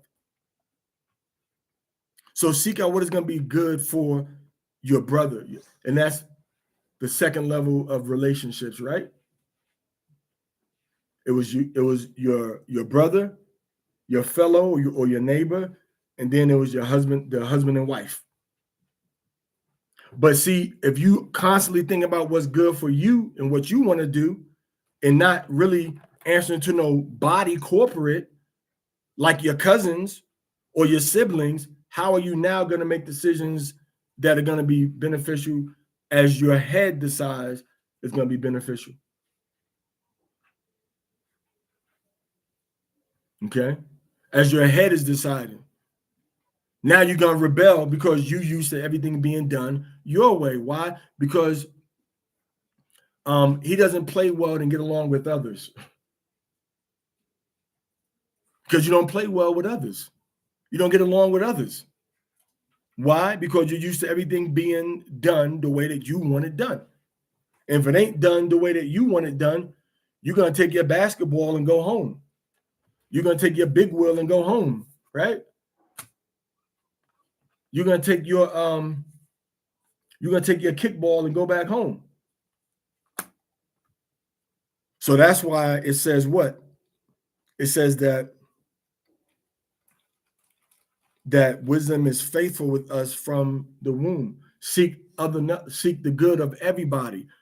Wisdom has you thinking, okay, collectively, but this person thinking me, I. You want to involve people in what you got going on. You're not trying to isolate, control, and manipulate one person into doing what you want them to do. But you're talking to somebody about, hey, what would be good for everybody? What would be good for everybody? Instead of just us or me. Or how can we bring everything together? Or is there a Torah solution to this problem that we think we have? So verse 13, she has built an everlasting foundation with men. You see that? Wisdom has built a foundation that is everlasting with men. So wisdom has built a foundation that's everlasting, right? I have something solid and sure that I know that I can rely on in order for things to be better for me in Yahweh's eyes. Con? I don't got to worry about nothing because I got this eternal foundation. And what did he say? What was the last part that you read in verse 23? In 1 Corinthians 10:23? The last part of what you said. All things are permitted, but not all things build up. Not all things build up. And why don't all things build up? Because it's not being built up according to what? According to wisdom. But now, what is the foundation that wisdom is built upon? Go to the same, what you got, 1 Corinthians? Go to chapter 1, I think verse 10. Go to chapter 1, verse 10, if I'm not mistaken. What does it say? I appeal to you, brothers and sisters. Okay, not that. Go to 3:10. 3:10. Go ahead. According to the grace of Elohim given to me, like a wise master builder. A wise master builder. What's the most important? Anybody knows that the most important part of a building is not the roof, it's not the walls, it's the foundation. That's the most important part of a building is the foundation. Read. I laid a foundation. Paul laid the foundation by telling them about the repentance and the salvation of Hamashiach. Read. And someone else is building on it. Someone, hold it. Go back, hold up. He say, read that part again, start from the top again. According to the grace of Allah given to me, Mm-hmm. like a wise master builder. Are you building with wisdom? Building with wisdom. If you haven't been trained and taught and walking in wisdom, if Yahweh hasn't facilitated healing, indisputable, through using wisdom, if Yahweh has not facilitated changing circumstances and situations through you consciously applying wisdom, you should not be the last word in any problem that anybody has,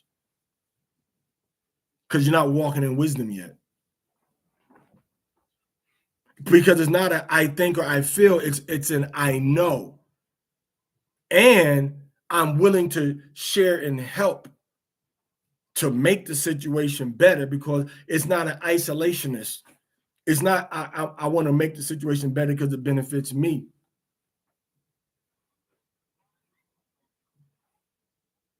It's not a situation to where, you know, it's just me. And you have to understand is that you got let me see.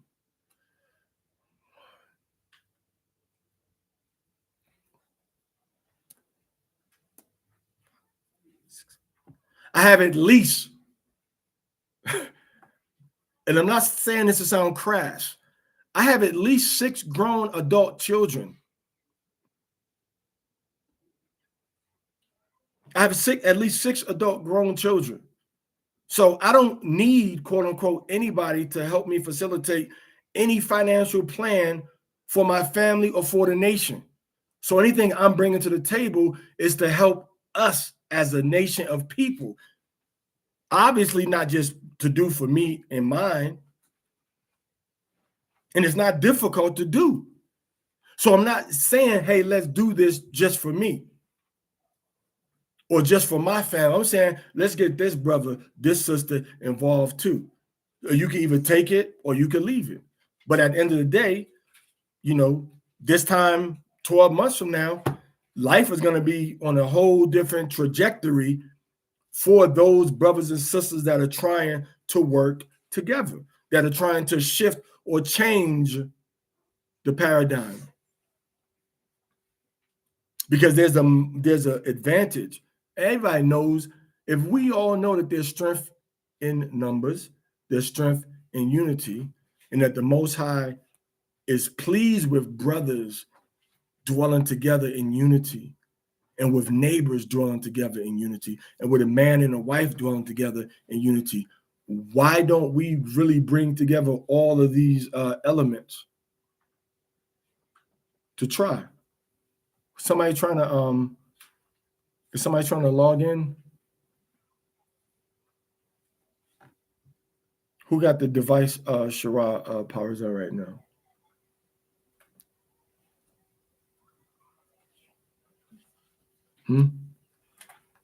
Is asking, do I want to share the password with somebody? So lock in all of those relationship statuses and be a more whole person. So my point was like, what needs to be done, what can be done, you know, I have enough adults in my life that where we can just, the sky's the limit.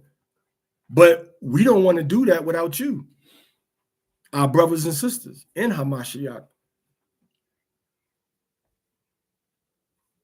But, you know, you want to still stay on your current trajectory thinking that you got all the answers.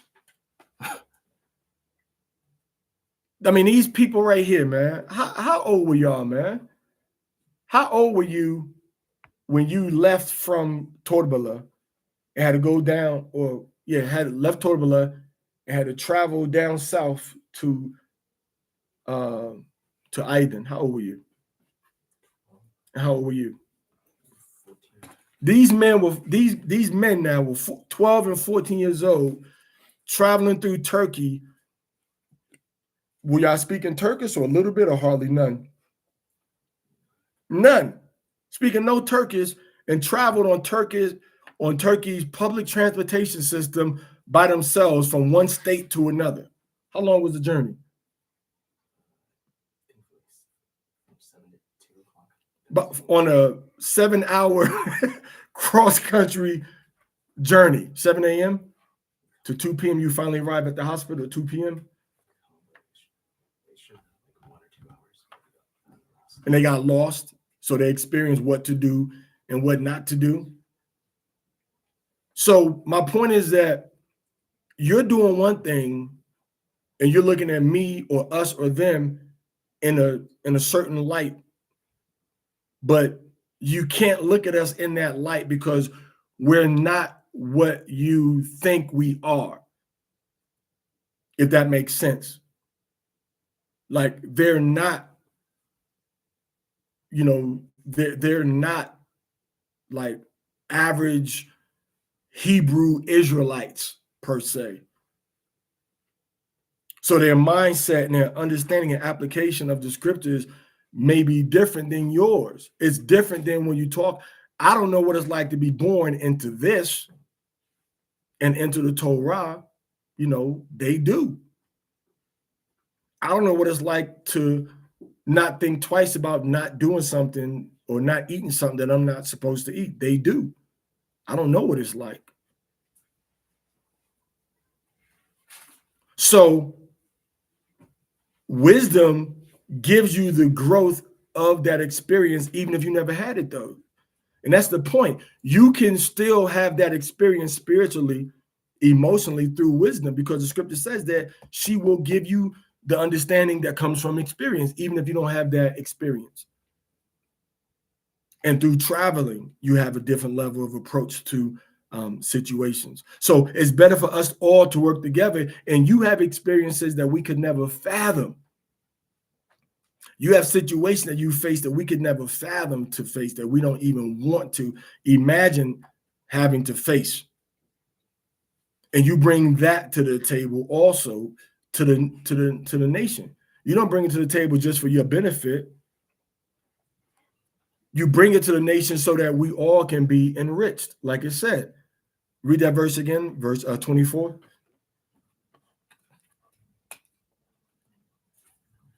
Okay, go ahead. Let no man.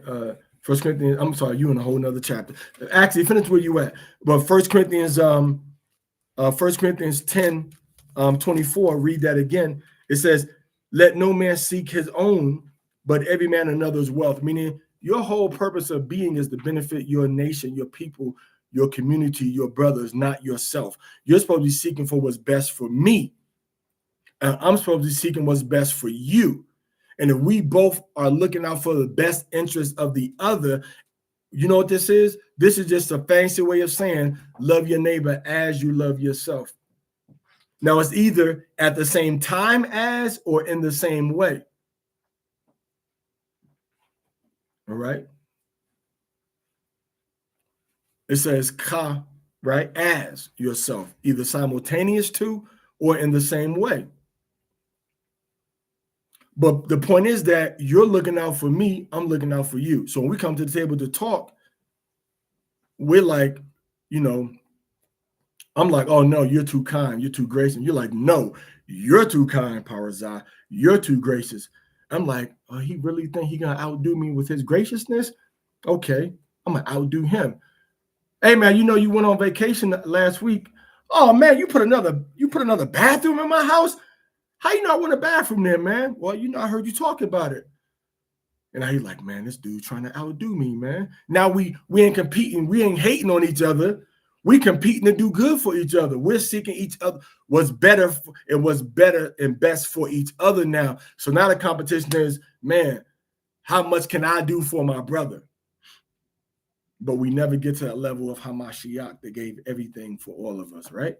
We never get there. And you see different skits about this. Somebody saying, yeah, man, like, man, your hair look nice. Your hair look nice. Well, man, them some nice shoestrings you got. I never seen a shoestring like that before. Man, these just the shoestrings from Foot Locker. They only cost 79 cents. They were on sale. I tell you what, man, that thread count in that garment with, I ain't never seen no thread count like that. Man, that's some elasticity you got on that jersey knit t-shirt too. Now you just, you trying to outdo positive life you feeding into each other. All right, a compliment competition. So scripture says you seeking now for the good of everybody. Another, not just for you. You're seeking out the good for everybody. So now Ariashon reads that when Ariashon read about that wise master builder, that's somebody that's building through wisdom. How can you can't build with wisdom if you don't have a proper understanding application of the 7 pillars of wisdom that she used to build her own house. Okay? You can't do that. You can't build a house if you don't know how to use a saw, a hammer, a nail, all right? A square, not even a speed square. How to make sure something is square and plumb. If you don't know those, then you can't build the house. You need basic tools. The basic tools we need to build with wisdom are her 7 pillars. So the scripture says that wisdom has built an everlasting foundation with men. So the foundation is forever.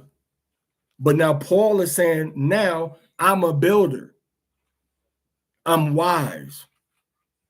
So I have what? Go back to it. 1 Corinthians 3:10. I have done what? I have laid a foundation. Paul has laid the foundation. He used Hamashiach and he used wisdom. But listen what he said. Read. And someone else is building on it. Go ahead. Let each builder choose with care how to build on it. So somebody wake up this Israelite brother or sister and you wonder, what are you building on top of them? You giving them carnal advice, carnal direction, carnal guidance, carnal feelings. You injecting death into a situation that must have life. And you're taking liberties that have not been given to you. And this is what you have a bunch of Israelites running around with platforms talking about, I'm an Israelite teacher. I'm a teacher. I'm a prophet. No, you're not a prophet. Take several seats. Read. For no one can lay any foundation. No one can lay any foundation. Read.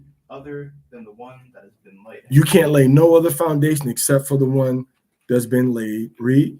That foundation is Yahushua HaMashiach. That foundation of Yeshua HaMashiach. That's the foundation. Yahushua HaMashiach. That's the foundation. That's the foundation that's been laid. So when Paul talked about HaMashiach is the foundation, now we see that in Acts, in Sirach chapter 1, verse 16, verse 15, we see that wisdom is the everlasting foundation with men. So HaMashiach is the foundation and wisdom is built on top of him. That's why we say Torah comes from wisdom, but all of it is built on HaMashiach as the second in command of everything in the universe. And we can see that going back into Colossians chapter 1. I think about verse 14. When it says he is the head of all things. Now, I think verse 17 says he's the head of all things. What verse 17 say? First Colossians 1:17. Yeah.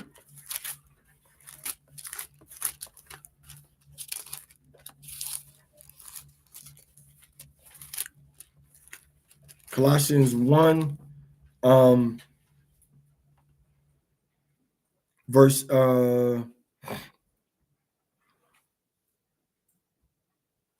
17. What does it say?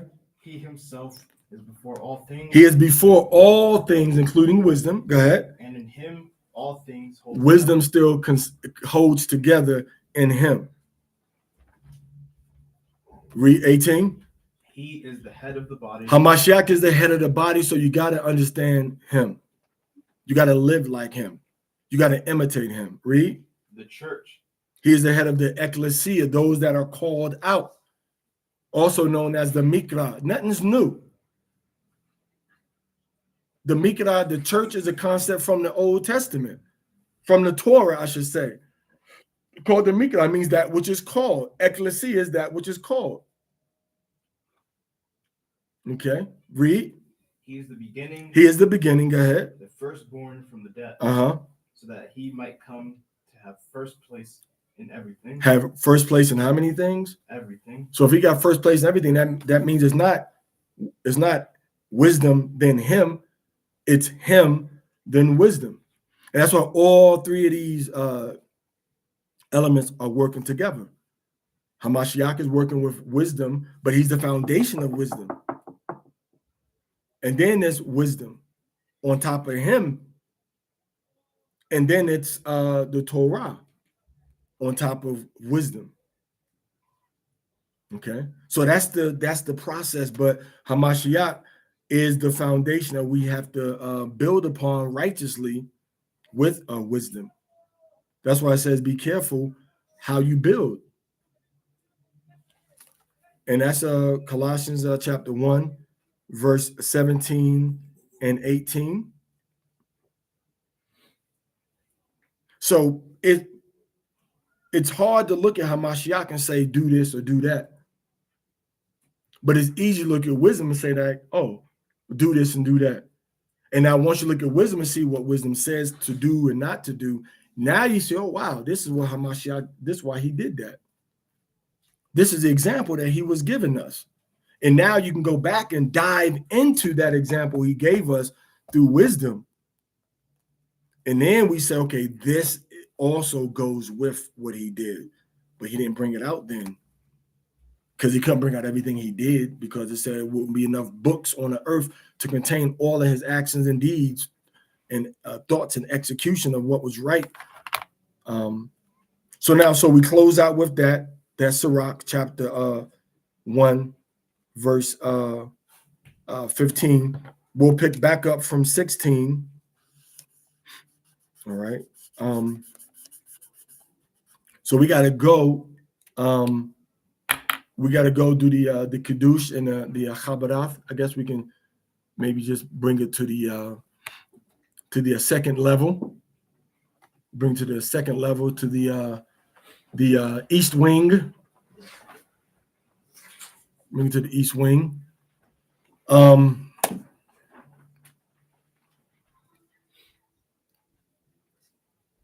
right. So what I'm gonna do is I'm gonna go ahead and end the YouTube broadcast. I guess we can stay on here as we go into the bread and body. All right.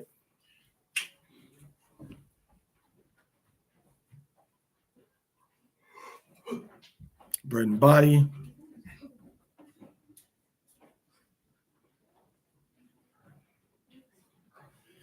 All right, so we're gonna end YouTube. So we'll talk to y'all again next maybe a few days. Who knows?